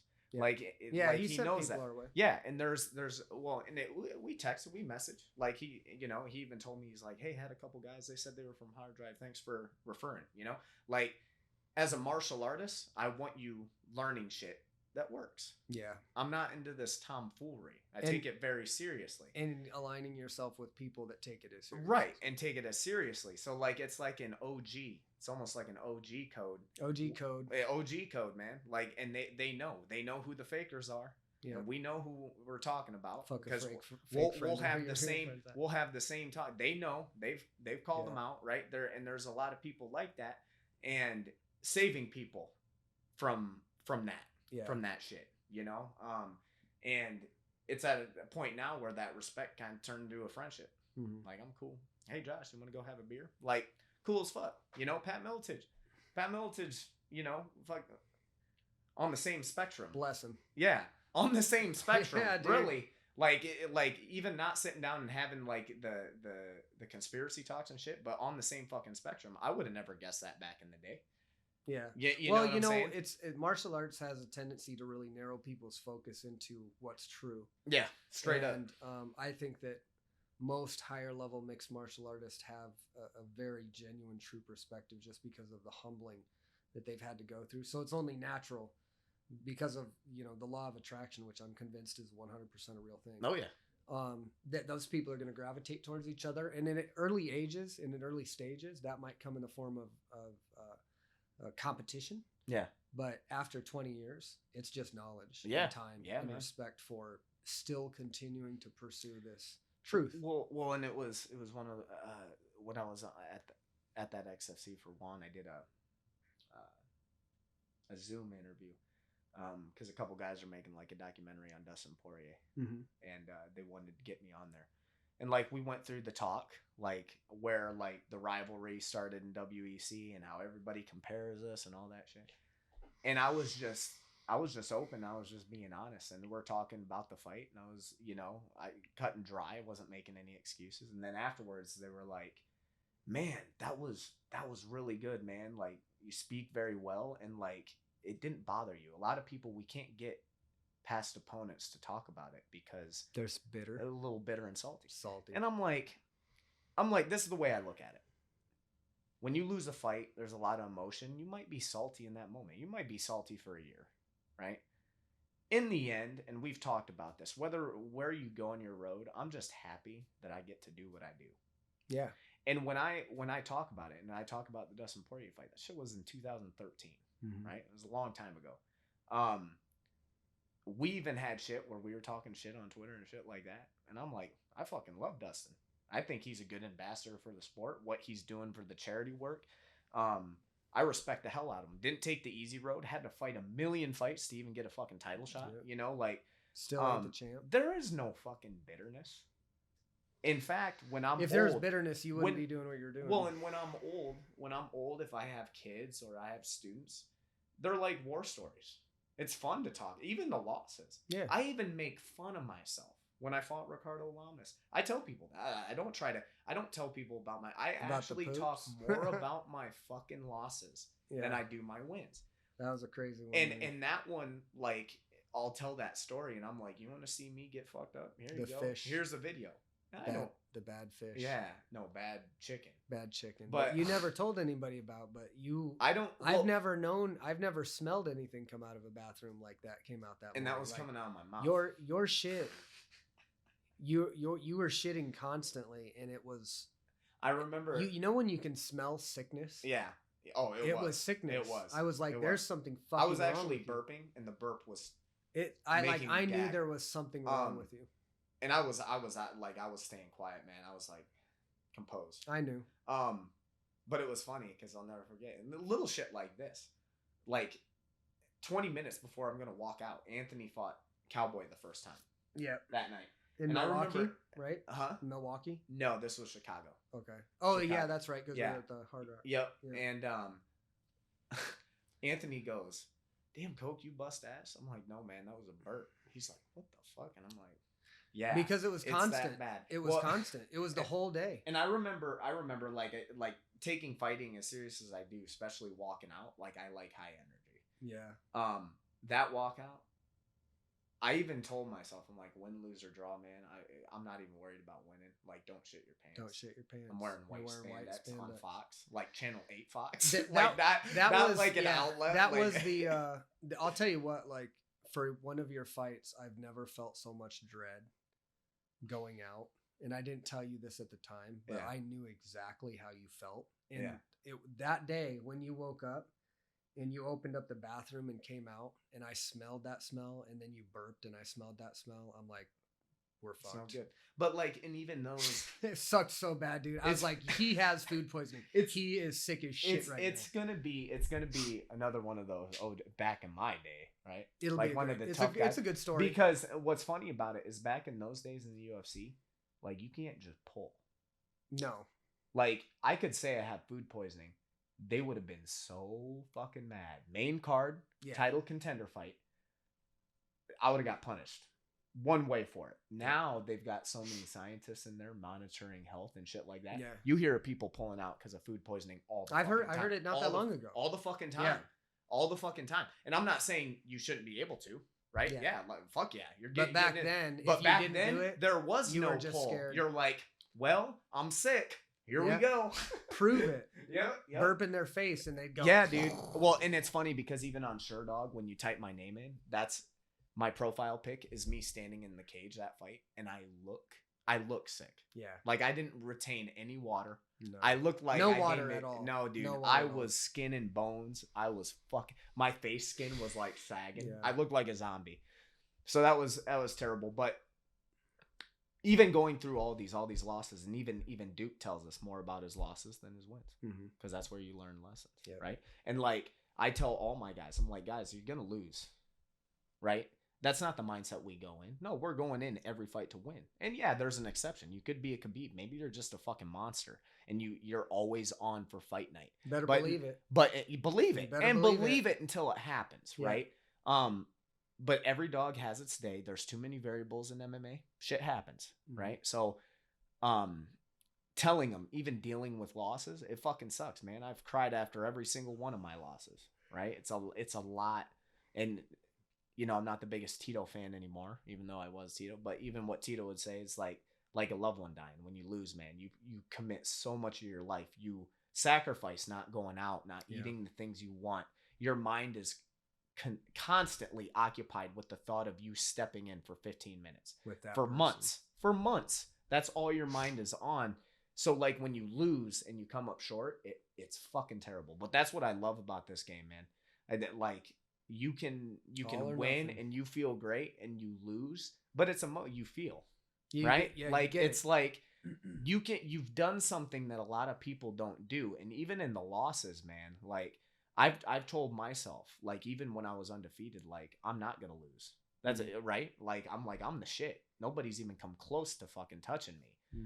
And then I lost, and I didn't know how to deal with it. And I'm like, well, this means I'm not as good as I thought I was, and maybe this isn't for me. That wasn't the case. Got back on the fucking bicycle, fucking went going, you know? And that's... Well, look at people like Brandon Moreno. Yeah, he gets cut, he loses, he gets cut, and comes back. Now he's a champ. Yeah, like in a pretty short amount of time. And that's a really, really short amount of time. And that's mindset. If he doesn't believe that, it doesn't happen. Yeah, it's all mindset. Well, even with Connor, love him or hate him. Yeah, speak that shit into existence, right? In the time when I saw him, that I went, I don't believe him. Yeah. The time he got knocked out, he got beat. Like when I've seen him have to question that belief, that like. That's the thing that I enjoyed so much about watching Connor compete, is I really believed him. Like, this motherfucker really believes every word he said. And then he would go do it, and I would go, look at that. That's manifest destiny. That's an awesome thing to see. But then when I saw him against Poirier, I went, this looks like a rich guy that can fight. Yeah. You know what I mean? But the way he was conducting himself in the pre-fight stuff, with not bravado, with not this flair, it made me go, maybe you're not as hungry anymore. Yeah. You know what I mean? And Yep. that's in his position. That's understandable. Yeah. Yeah. But the team that you're bringing up right now, I feel like they're a part of a really good system, and they have a lot of respect for their coaches. They listen to their coaches. They get out of hand like any group does. Mm-hmm. But that culmination of all that experience you have now, you're concentrating that and diluting that into a message for kids that are like you. Yeah. That didn't have it. That don't. Yeah. We had to figure out a lot of this stuff on our own. And Yep. like, Mistakes. the shit that I've learned just in the last 5 or 6 years in the way that my game has changed in jiu-jitsu is mind blowing. And I've just relegated myself to the understanding, as I'm sure you have, that there is no mountaintop. Nope. There's just a constant slow progression of improvement in efficiency, and that is it. Yeah. And if you can take, and this is what these guys are paying for, if you can take what we've done in the last 25 years and concentrate it into an hour lesson, and you're paying $7 or $10 for it, it's a fucking steal. It's a steal. Because if you don't pay that $10 a lesson for that, it'll take you fucking years if you ever get there. Well, and I try to tell people, and I never got it. And like the concept of money, like it seems like a lot, like $100 for an hour session. Shit, right? dude. Till you have a daughter that dances or does some shit. Right. But it's crazy because even to me, I'm like, yeah, that's pricey. And I see people post those prices. I'm like, anybody do these? Now, I do my monthly rate, and like I said, even what I should get paid, it's not what I should get paid. But I love doing it. Yeah. Like I don't mind. I'm making money. I can live, and I get to do something I love. I'll count my fucking blessings. Well, that's what I tell people. You know like, what I'm saying? there might not be a huge amount of money in the industry, but when I take myself all the way back to when I was a kid, and mom was going, just do what you love to do. Wake up every morning and do what you love to do, because then you'll really be rich. Yeah. Wealth is one thing, and rich is something else. And rich is quality of life. And there are a inordinate, unhealthy amount of people our age, older maybe even, that go to job 9 to 5. They work 8 hours a day. Let's say it what it is. They're somebody's bitch. Yeah, straight up. They get paid. They get reimbursed for the tasks that they do. And some people have fulfilling work that they love. Some people go to school and they become doctors, or they become this, or they become accountants, and they fucking love it. And that is awesome. Yeah. But as we've talked about, that is not most of the time what happens. Most of the time, it's people that are just sitting here for 40 hours doing remedial tasks for some company and getting paid some very low wage for it. And I always told Courtney and everybody else, if I have a place to live, my family is fed, everybody's safe and healthy, I would rather have the power of choice in what I'm going to do in my life. Yeah. And if that means that I'm going to go out and pick up rags off of a floor and bring them back and wash them and not get paid hourly for it, but be able to do my life the way I want to, fine. Yep. Perfectly fine. Straight up. There is a desire now that I'm older to have and acquire some wealth. And I believe now that I've done more research into wealth that I don't need to make huge amounts of money to acquire decent amounts of wealth. Right.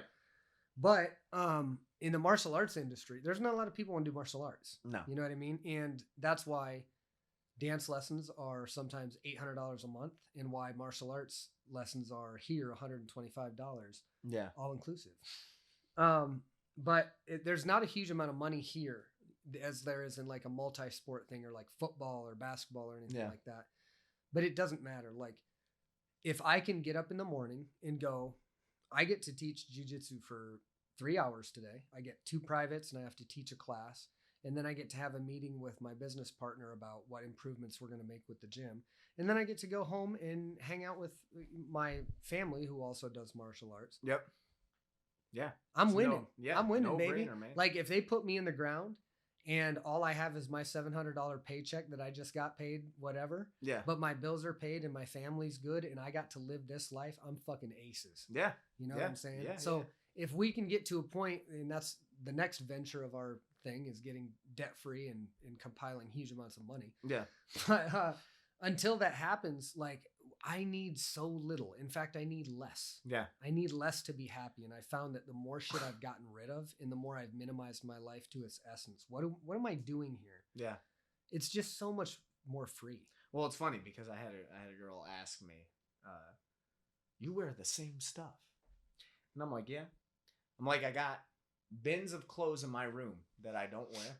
I wear the same stuff because I do the same things every day and I'm training every day. And I like what I wear. And I'm very simple. I can wear the same shit and I'm still good. I'm still confident. You could see me wearing the same fucking thing and I'll still be like, yep, I'll own the fuck out of that shit. I think like with wealth, it's a lot of like, this goes back to mentality. I think it's insecurities people have. Mm-hmm. I don't give a fuck. You, like you said, wealth to me, or not wealth, riches. Yeah. Riches to me is doing what I love, not having to do something that like I'm forced to do as a necessity to make money. Mm-hmm. I make money doing shit that I'm good at, that I love to do. Mm-hmm. I'm in a very blessed position, right? Yeah. Especially self-made, even with the USADA thing, and even taking a seat back from fighting, right? I'm blessed to be able to coach and even continue to live without worrying about, I got to rush and take all these fights to make money. Well, with your experience, you don't have to. Right.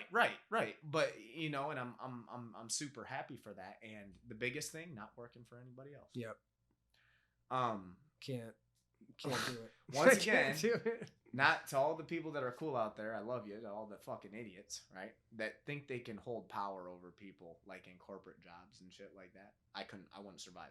I'm a very good people person. Mm-hmm. Like when I coach, I'm a very good people person. But that's something. I was watching a video, bar rescue highlights with John Taffer. Yeah. Now, not saying that the bartender that he snapped on was like right, and yeah, he did some shit wrong.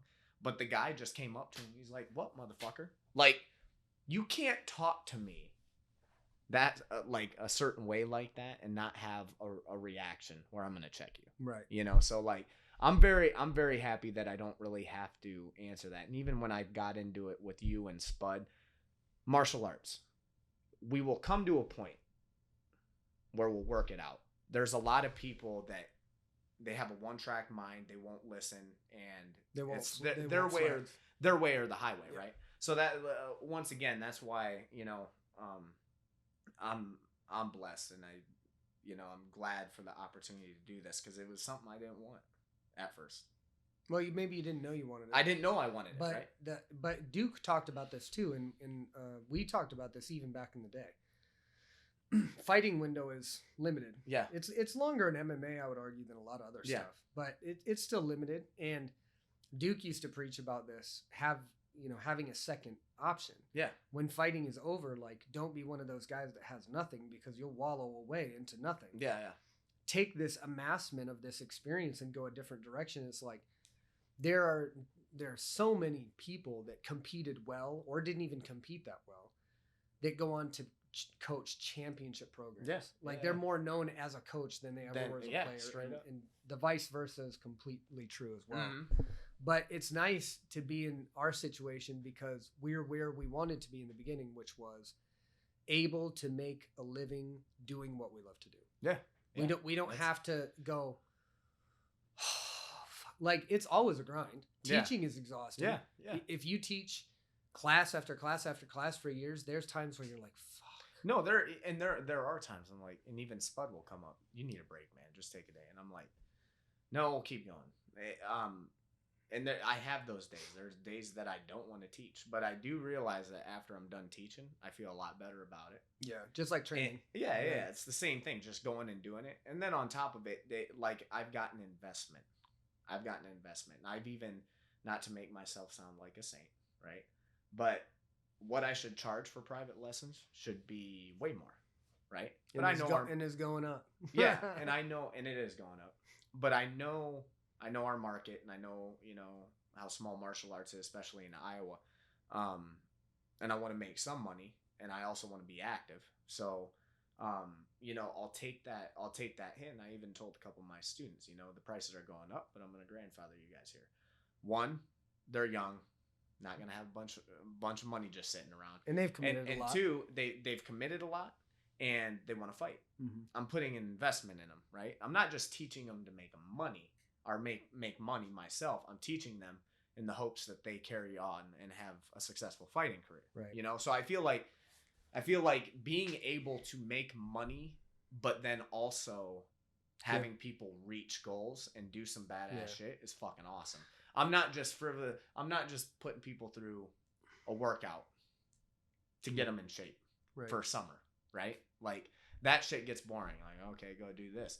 I find myself just you have meaning in what you do. and I feel I get into it. In my lessons, I get into it, man, because like it's my trade, it's my knowledge, and I love talking about it. You know, everybody made fun of me for shadow boxing everywhere. Yeah, this is my life. It's your life, yeah. This is all I do. I used to joke about it with people too, but then they'd be like, well, why does he do that everywhere? And I'm like, because he's a fucking professional. Yeah. Because if that's not what you do, you don't compete at that level. Like you have to be all about it. Yeah. Simple. You know? A lot of gyms I feel like are funded and coaches are outsourced and brought in.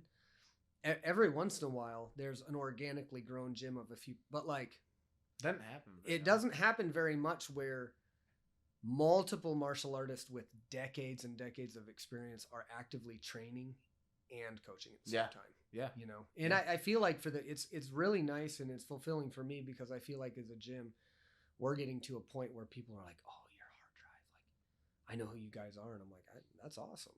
I still have the mentality that we're basement fighters. Yeah. Like nobody knows who we are. But now we're getting to that point where we talked about when we were younger, like imagine when we're so good and so sought after that we can charge to do this. Yeah. Well, we're there now. Yeah. We're at a point now where, you know, you could take the accomplishments in your career and walk off and do your own thing and start your own business. Mm-hmm.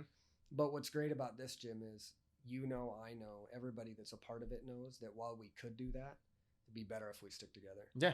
Especially in a limited market. If we can combine our talents and reach out, there might come a time when you're like, you know, I've got my own ambitions now and I want to do this. Yeah. But right now, this whole gym is kind of like, the culture in here is different. Yeah. Well, and it's a hard thing. It's a hard recipe to cook up.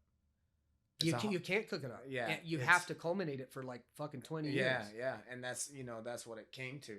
And that's the advantage our students have. Yeah. Straight up.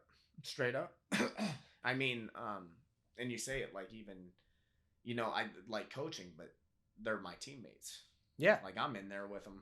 Yep. Every fucking day. And seeing them advance and seeing them grow. And it's cool because even, for example, Juan's last fight, I found out, you know, the guy is a kickboxer. He has a bunch of kickboxing fights, and he trains with Cordero at King's MMA. I'm like, he knows his shit. Yeah. He knows his shit. He knows how to hit. He's going to know how to fucking strike, and he's got a fast low kick. So first practice came in, Juan. I fucking battered his leg. And I told him, like, and he was getting down like, fuck, man, I need to check. And I go, okay, Juan. Glass half full. Think about this. I'm going pretty much as hard as I can. This guy isn't me. No. You're going to go in there and you're going to go, okay, he trains at a good camp. This isn't Eric, right? He went in there. Dude didn't land shit other than a right hand. No low kicks. That was the guy's game. Actually, Juan out-kicked the guy, you know? So, like, having that tool, having that mental edge of, you know, having someone with so much experience training with you will make your confidence when you're going against somebody that's trying to be an up-and-comer. Oh, yeah. It'll shine. And I've seen that with Juan. Even in that fight, he had a terrible weight cut, and he head kicked that dude. Yeah. Right? Followed up with good fundamentals, just didn't take damage, set up the shot, fucking did it. You know? Confidence comes from preparedness. Yep. Confidence, technique, you put that together. That's Conor McGregor. Yep. Conor McGregor is athletic, but he's way more technical than he is athletic. Yeah. He's a technician and he's confident as fuck. That's literally his two strongest attributes. Yeah. And you throw some good timing in there. Look where he's at. Yep. You know? So. All right, brother. Well, it's been good catching up with you. I don't know how much time we got in this one. I don't think it was a 3-hour one. It wasn't as long. You never know. Yeah. It was good talking to you. Hopefully this cleared the air for people about this, for you at least, and they have a little bit more clear idea. And hopefully this type of thing doesn't happen in the future because, like, I feel like you're dealing with it really well. I feel like a lot of other people wouldn't deal with it as well, and they shouldn't. Yeah. It's bullshit. Like there should be a more clear and concise way to make sure that people that are dirty and people that are clean, and you are not dirty. You know what I mean? And if you were dirty and you, like I said, at this point, there'd be no reason we couldn't just say, hey, you know what? Yep, I was hurt and I was taking it for this. We weren't. Like you're clean. It's like, this is bullshit. If I haven't fought for 2 years and I'm retired, why the fuck wouldn't I just say it? Yeah, right. Yeah, exactly. So well, my contract with the UFC is up, and I decided I'm retired. So yeah, I wanted to get really big and swole, so I took some roids. Well, you know what? This does open up as the opportunity for something that I think would be really cool, and hopefully it comes to pass. But you've always wanted to fight in Japan. Yeah. And Japan, you know, of course, is a mecca for martial arts, and so it'd be a really awesome opportunity if somebody picked you up to head across and fight in a ring. Fighting in one. If they had pride rules. Fighting in one. You know, and it, like at this time in my career, like it's crazy how your mind, like it shifts. You adapt to your situations. I know. Everybody says, yeah, you're still young in prime. And I feel like I'm in my prime, but I've been fighting since I was 16 years old. Yeah. My body has taken a fucking toll. You know, both my elbows, my wrists. And I think you've done pretty good. And you know. Like a lot of people, you've had some injuries and you've had shit come up, but like your overall health is maintaining. I'm maintaining pretty well. So for me, because when I'm asked about fighting, you know, for me, it's got to be a little bit about money. Because it's time. You know, it's time. Yeah. It's time, and I've paid my dues. I've been in this game for so fucking long, so I'm not taking chump change. If I'm gonna do it, I'm gonna do it, and that you're gonna get a commitment out of me. Like I'm gonna be there to fucking fight, but also like bucket list things. You know, that fun things. I look at like my martial art journey and like the kid like on the chase for the title, that's kind of fading, and not necessarily in a bad way. Who knows what could happen? And I've trained my mindset. When it's time to go, I get an opportunity, I'm fucking going. Yeah. You know? And I'll make a run. But like things like your Morenos. But things change. And what perks me up? You know? Mm-hmm. What perks me up? I want to do some cool shit that I've never done. I was always a Pride fan. So when you say that, like one, I would love to. I'd fucking love to soccer kick. Even if I'm getting soccer kicked, fuck it. Yeah. Like I want to say I did it. More pure combat. You know, I want to say that I did it. Stomp.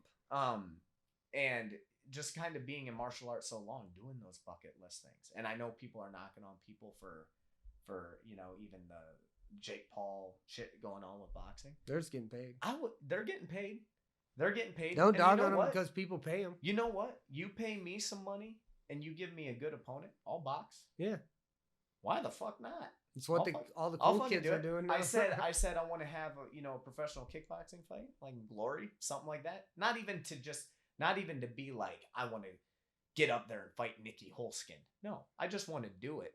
Do it. Say I did it. To experience it, yeah. So it's one of those things, like, you know, and you'll see, because I'm in my prime, you know, things could change. Even, you know, getting back to the UFC, then it's time to adjust the mindset, and it's like, okay, Killer's coming out.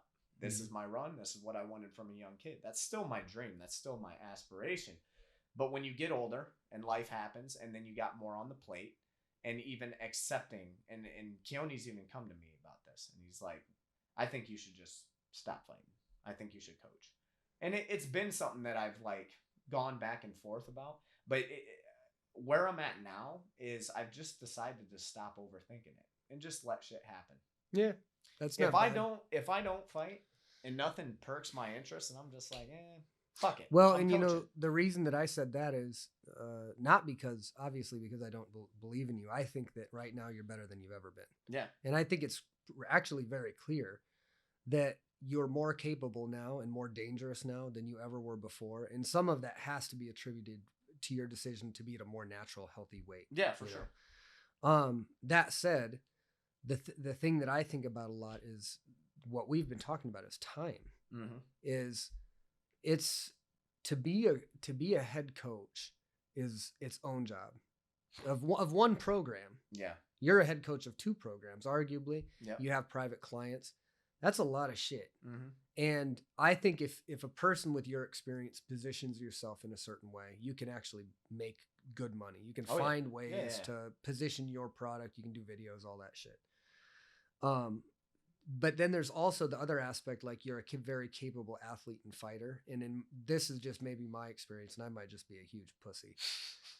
But doing the 2 or 3 things was possible. Yeah. But it was so exhausting that I had to question, like, can you really do both of these things at a world-class level? Yeah. And should you try to do them? Yeah. And the answer for me was no, because you're not sleeping, you're exhausted. And so the reason that I like to say that is because I think you're so talented as a coach. I think you're so gifted as a coach that you have a huge amount of competitive experience. You have a huge amount of thousands of hours of training.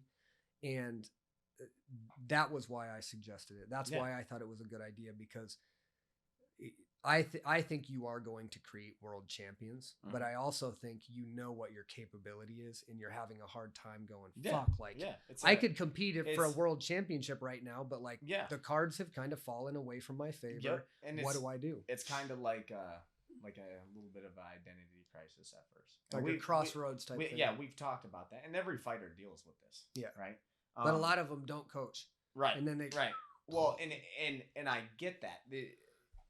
The only thing I see a little different, like I said, and even getting tired, and this is a full-time job, and man, if I'm not doing this private, I'm getting bag work and shit like that. Yeah. But like, it's crazy because I was thinking about it last month, and I'm like, how much my confidence has risen. Yeah, from coaching. It's almost like, even with the USADA thing, it's like kind of pressure. Like, dealing with that it pisses me off, but pressure is kind of off my back. Being a free agent, right? I'm not competing. I was just about to say I'm not competing to keep my job. I'm not, trying to focus all on hunting for a world title. And at this point, I have a little bit more clarity, and I have more confidence that if I just go fight, I'm gonna fuck somebody up.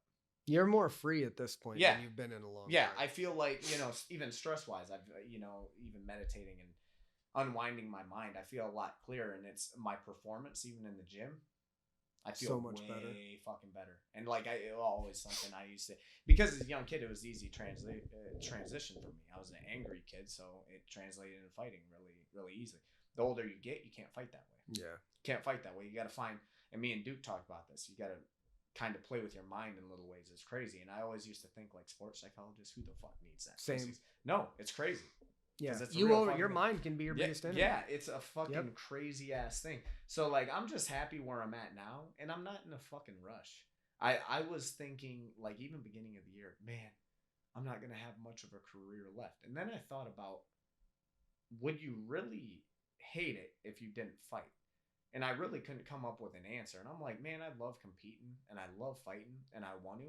But if I just did what I'm doing now, I'm loving my life. Yeah. Coaching, teaching, going to fights, and preparing these guys for war. That's that identity crisis thing that you talk about, because at some point, a fighter that's serious about this can't see themselves not fighting. Yeah. And then they get to a point in their career where they kind of can. Yeah. And they can go, well, I don't need to fight to validate myself anymore. Like, I know what I'm capable of. And then you go, well, do I even want to?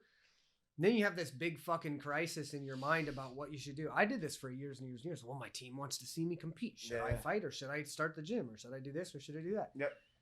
And I had just a moment of clarity where, when I really did it, I kind of set my ego aside, and I went, what do I got on a plate for time? Yeah. I got like a pizza pie of time. Yeah.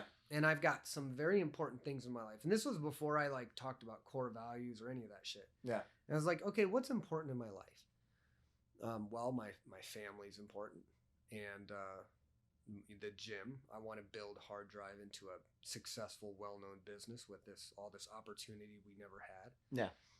And do I, like, when it comes down to legacy shit, when it comes down to mastery or attainment of the highest level, whatever, do you have time to be a masterful and amazing parent, to be a masterful business owner, head coach, whatever, of this gym, and a masterful fighter? And the answer was very simple.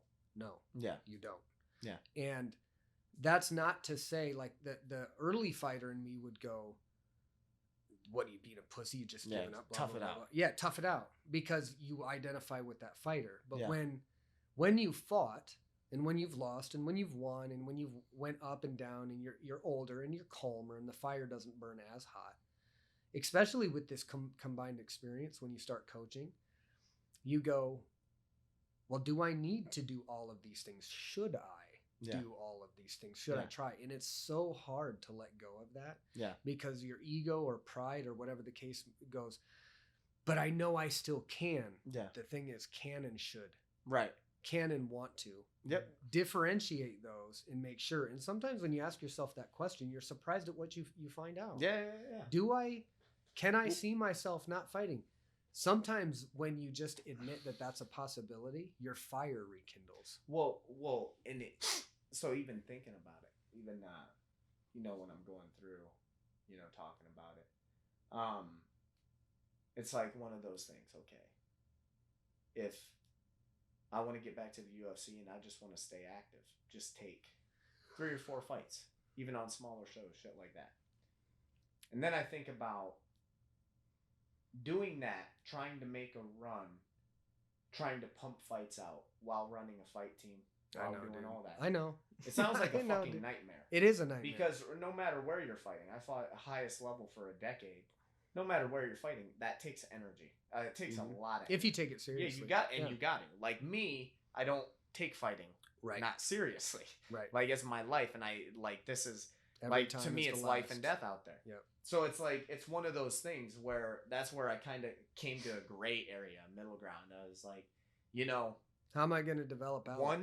If Bellator, somebody hits me up with an offer, I won't even fucking, I wouldn't even second fucking guess it. If I know it's right and I'm intrigued, boom, I'll fucking do it. And I don't mind. Have fun with it. I'll have fun with it. And a fun fighter is a dangerous fighter. Mm-hmm. Every time I've just had fun and I'm confident in my preparation, that's when I fuck people up. Mm-hmm. So I've been with myself obviously for a long time, these 32 years. I know how I operate. So instead of putting pressure on, well, should I go this road? Fuck any road. I'm gonna let the road come to me. I'm gonna let that dictate what happens. As long as I'm happy and I can live every single day loving what I do, teaching my students, watching them succeed, being with them through the highest and the lows, that's my fight fix right there. Mm-hmm. Now my own selfish want to fight is gonna be really selfish. Mm-hmm. You're gonna pay me. I want a good promotion. Gotta be worth it. It's gotta be worth it to me at this point. And anybody say, well, these people gotta work your way up. I'm gonna go back to the OG. I've been doing this shit since I was fucking 16 years old. Yeah. 16 years old. People know who the fuck I am, right? Yeah. And the diehard MMA fans, they know who I am. I've been here. So it's going to be one of those things. You make an offer. But for me right now, there is no intrigue in, just rattle off a bunch of fights. I ain't got time for that shit. No, it wouldn't. Like when we used to do the math on what we would make in the early days versus how many hours we trained, we were getting paid less than minimum wage. Here's the thing. We talk about UFC fighter pay. I'm not even complaining about my pay, right? I was at a point where I can make money. I was happy with it, right? Promoter came at me to fight ex-UFC vet, right? Mm-hmm. Like me, for 15 and 15, $100. I'm like, get the fuck out of here. Mm-hmm. Get the fuck out of here. You gotta really fucking intrigue me. When I say intrigue me, yeah, good matchup, but you gotta give me some fucking money. Well, if I'm like a UFC vet of your caliber and I'm a promoter and I know who you are, that's disrespectful, right? If you offer that to me, I probably will never talk to you again. That's what I'm saying. If I'm at your level, but the problem is, a lot of the people that are exiting the UFC aren't at your level. They're beyond. They're slipping. So that this promoter is going to go to them and go, hey. Well, and I'm at a point now. Where, and I know how it works, and even me and Duke might not see eye to eye in this, because Duke knows how it works, and he's like, well, we just got to keep you relevant, and we got to pump some fights out. I'm at the point now where I've come to peace with it. If I don't fight, I don't fight. I'm gonna feel like the Diaz brothers. Yeah, you ain't paying me. I ain't fucking fighting. I've taken my fucking lumps. I've shown what I've done. I show that I can be an entertaining fighter, and I've been doing it for so long. there is no I need to show myself anymore. Yeah, you don't have to prove shit to either anybody. you want me Yeah. or you don't. And if not, that's fine. I'll study my craft and I'll teach my craft and I'll help others pursue the dream that I had. You'll be seeing me anyway. Yes. Yeah. So, that's kind of the point where I'm at. And I thought about it because even the USADA shit, that like all that shit happened so fast, and I was just like, I didn't know where the fuck I was at. I was like, what the fuck is going on? Everything's fucking in shambles. And I'm a big believer. Usually when it rains, it pours, but usually the uplift. There's always an uplift. It may last for a while, but there's gonna come a point.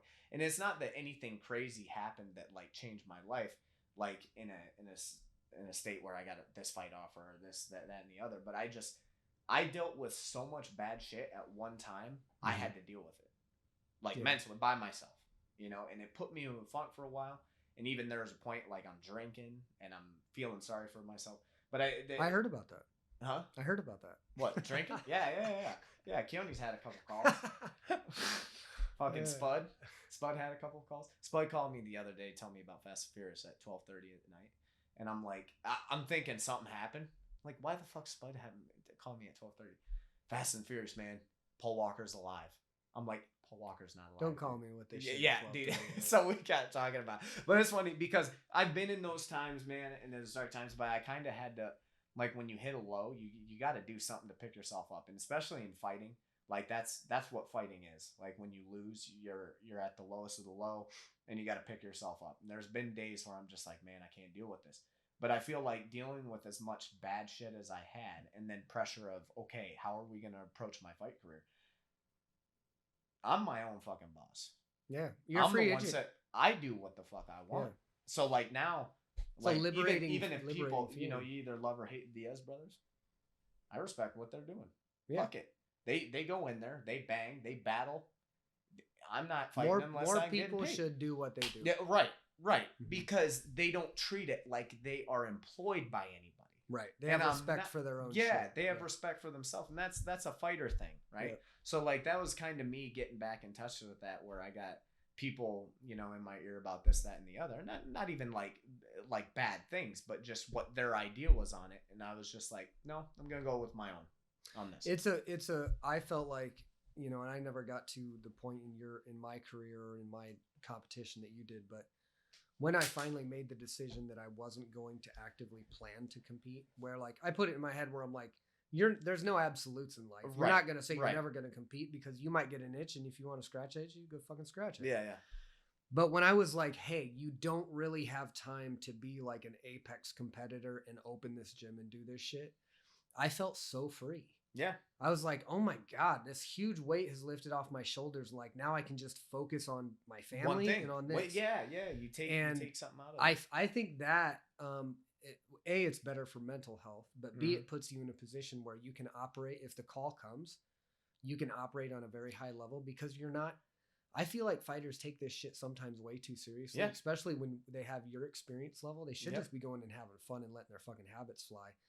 But to be in a position in your life where you're at right now, where you can go, hey, if I never compete again, I can coach world champions. I can coach successful people. I'm still a martial artist. I got my fix. I'm still improving as a martial artist, and I get paid to do what I want, and I'm basically my own boss. Yeah. I get to set my shit the way I want to set it. Yep. There are people that would die for that. Just for that opportunity. Yeah. Well, and I mean, and that's exactly where I'm at. And fighting is there's a reason why it's a very selfish sport, for a reason. Yeah. Because it takes a lot of fucking energy. It takes energy just knowing you have a fucking fight. People are going to try to kill you. Right? Yeah. It ain't a fucking joke. So like, it's one of those things now, like me, I'll stay ready. I'm training every fucking day. Martial arts always. Yeah. Ready. I'm training every fucking day, and like, I'm not taking any time off. So like, if that offer arises, something intrigues me, and it will. It'll that's what I'm saying. But I feel way better, and I don't want to put pressure on myself worrying about a fight while I'm training and shit like that. Just fucking all right, let's do it. Yeah. Like it's I like the bucket list thing that you said. Like now it has to be interesting for me, not just a fight. And it does. Like I said, what the fuck do I have to prove to you? Right? Nobody. And Well, here's what people want. People like you and me, any artist at the higher levels of their craft, what they really want, it's not fame, it's not riches, it's not wealth. This is something I learned about and read about luckily early. It's the respect of their peers. Yeah. Who their peers are. When we were younger, we were our peers, and our idols were people like Pat Miletich and this person, the people that were there and doing it where we wanted to be. Well, I have their respect. Yeah. They know what I've accomplished. Yeah. They know through the products of the gym. They know through your competition what you've done. Mm-hmm. I think as younger fighters, you have everything to prove to yourself. Yes. And then when you get to the end of the road or to the end of competition where you've gotten a lot out of competition and you've tested yourself and you've proven it to it, you have a hard time shutting that off because you think people still think that you need to prove yourself. Yeah. Like you always need to prove, but really proving yourself is just still being a martial artist. Well, and it's at a point now, like, even talking to Duke about it, like the fight game is vicious because you win a fight, you're cool for a week, and then it's who's next. Yep. Right?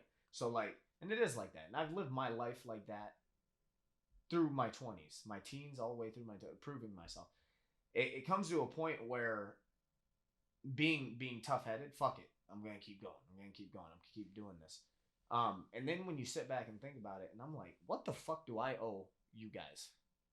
I'm doing this. I'm like, and I know what I'm capable of. I know so many people. I know people still in the UFC. I know people in PFL. I know people in Bellator. That I got all their fucking respect.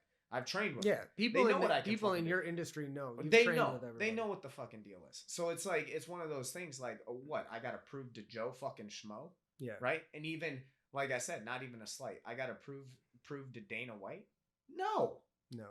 I'm the fucking fighter. And you don't have to prove that to any of those. That's what I'm saying. It's hard to admit that to yourself. And I think there's a lot of fighters. I need to do this. I need to do this to prove that. No, I don't need to prove shit to anybody.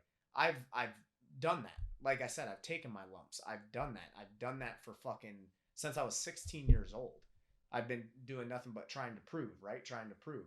Now it's at a point where like I know who I am. Okay, you don't want me or you don't want to pay the money? Cool. I'll go train these guys and I'll get them to the spot, and then we can negotiate, and I'll see you on the other side, on the flip, right? Yeah. And that's kind of where I'm at now, because the stress of like worrying about what people think and what I don't give a fuck. No, I really don't. And it comes with age, man. It really does. Yeah. And it's like, so nice when you get there where you're like, you were young, you're like, I don't want to not Diaz brothers. I should compete because people want to see me compete, and I think I should do this. But once you get older and you're just like, I know what the fuck I've done. I know who I am. I know what I'm capable of. I don't need to prove it to the boss man. I don't need to prove it to the masses. I don't need to prove it to my team. Yeah. I'm here. Yeah. When you get there, I think you're an equally dangerous opponent, but you're dangerous for different reasons. You're dangerous because you're so fucking proficient in what you do. Yeah. But it's really nice to get to that point. It's a struggle and it's difficult and it has its ups and downs and its dark time. But to get to a point in your life where you're like, I'm gonna prove shit to you. No, it's free. All the people that I really care about proving something to and getting their respect, they have my respect. Well, and that's the thing. Like even especially in this, because it's it's media. It's all over. Every kind of media platform it's on. So I mean that's why fighting is vicious, because it's constant. There is no breaks. Like you'll be praised, but you'll be scrutinized the next day. Mm-hmm. And it's freeing for me, because now fighting used to be legacy, right? Like I want to be one of the best and I want people to remember me. The more bitter I get in my old age, now it ain't even about that. I don't give a fuck what anybody else thinks. If I fight, it's because I want to fight. Mm-hmm. I want to. Well, that's something I want to do myself, because it's something that I'm super passionate about, and it's beautiful. Martial arts is beautiful. Fighting is beautiful. It's something I want to do. And this is something resonates with me, because we had this talk even when you said you wanted, or you think I should think about retiring, is the perfect way, winning in Dad's honor. Mm-hmm. And then you won that fight, and I won that fight, and I felt really great, and I felt awesome after that fight. but it's one of those things now, like what dad would say, even dropping out of high school, like not him helping me out, helping me, train and do things even against mom's word, and just saying, I just want you to do what you want to do. Don't do it for anybody else. Do it for yourself. Mm-hmm. And here I am now, and that's where I'm at. Yeah. I'm not dedicating any other fights to anybody else. This is for me. Like, I've dealt with stress. I've dealt with depression for so goddamn long, worried about this fight. Am I going to get this title fight? What do these people think about me? Everything. All that little shit. Now I'm at a point now where I just don't give a fuck. Like, and it's free. It's so much less stress. It's so much less stress. And it's even my last fight, I didn't have a lot of stress. I was like, because I felt dad with me, and I was like, I'm just going to go have fun. I'm just going to go do this. Well, and the thing is, like, dad saying, do what you love to do. At one point, maybe that was compete, but, now that might manifest just as effectively in coaching. Yeah. You know what I'm saying? No. So it's like, you're still doing up. what you love to do. It's just now the person you are doesn't have to prove to the world, prove to this person or that person, because they already know. Yeah. You've done that.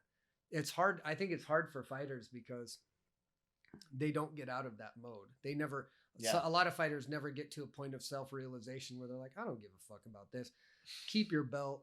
I know what I am. I know what I've accomplished. I know what I can do. If you want me, pay me the money. To be in that situation, I think a lot of fighters have a hard time seeing after that. Yeah. They look at, like, let's say the goal of the title. Yeah. And they go, that's it. And they don't think about what happens if you're a true martial artist. Mm-hmm. The journey ain't over after that. No. The journey might be just getting started in some other direction, but like, it's what do you define your success as? And I think it was helpful for me to decide what direction I'm going to go when I started going, oh shit, like the gym itself is a success. Yeah. Creating a national champion or 2 national champions with nothing more than hard work and self-study. That's a success. Mm-hmm. Winning a fight for myself, that's a success too, but comparatively to the things that I was interested in being validated on, like business ownership and building a team, that was a tiny little thing. Like, a win in a fight is like, who gives a shit? Yeah. A successful team is a bigger thing. Yeah. So it's like, how do we define this success? Well, a lot of fighters have a hard time identifying as any other way than, I am a fighter. Yeah. I have a fight coming up and I won my last fight. Yeah. But in martial arts, there are so many different avenues to take. And I feel like if the only avenue that you take is, I'm a fighter, I want to be a world champion, and that's all I can be, that itself is somewhat limiting. Yeah. You know what I mean? Like there has to be a point in time where, like, with anything, you get to a point in any craft and you go, I don't got to prove shit to you. Yeah. Like, I know what I've done. I've put the time in, and I'm proud of it, and I don't need to fucking go out there and put it on display unless you're going to pay me to entertain motherfuckers, you know? So, yeah, I mean, just touching on that career, like because there are some people like, leave him alone, he's retired. I didn't retire. I haven't retired, but it's not like a Erik Koch looking for this fight or this fight. Nope. If I get an offer or opportunity, short notice opportunity pops up, if it intrigues me, boom, I'll be there for it. But that way, day to day, less stress on my life. I can focus on training these guys, and I'm fighting for fun. I think if you look at it like that, you can coach and compete. Oh, straight up. I think if you're like, I'm a fighter and that's all I am, or I don't think that and then works. your coaching suffers. Yeah, but I think if you're in the fire and you're smart about it and you go, okay, I do have a fight camp, so like 3-4 weeks out, there's going to be some slight adjustments to my schedule, but like otherwise, if you're like, hey, I'm taking them as they come. If one offers me a fight, they're going to get a fireball at welterweight. Yeah. And I'm just going to have a good time with it, and I'm going to train my peeps, and that's it. Yeah. It's just like not overthinking it. I swear to God, martial artists. Well, I think that's the biggest. Well, that was my biggest demon for a long time. I overthink everything, and I realized when I didn't overthink things when I was young is when I tore people up. Yeah. When you're just, it's as simple as me getting in there, I'm gonna hurt you. In operating. That was it. It's got to be simplified. When you get older and you start dealing with other mind, did I do this enough? Did I do that enough? No, fuck it. I mean, just fight. If you're a martial artist, If either you're good, really a martial you got artist, it, you got it, or you don't. I tell my students that. Look, some people just have it, some people don't. And if you're a disciplined martial artist, like we were lifetime martial artists, nobody's gonna run you over. No.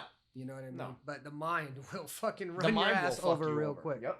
All right, brother. Let's All right, call it just night. it. Thanks, brother. Yep. Appreciate it. This podcast is made possible by Gail and Douglas Koch and the Family Hard Drive. Music courtesy of Mike Chino.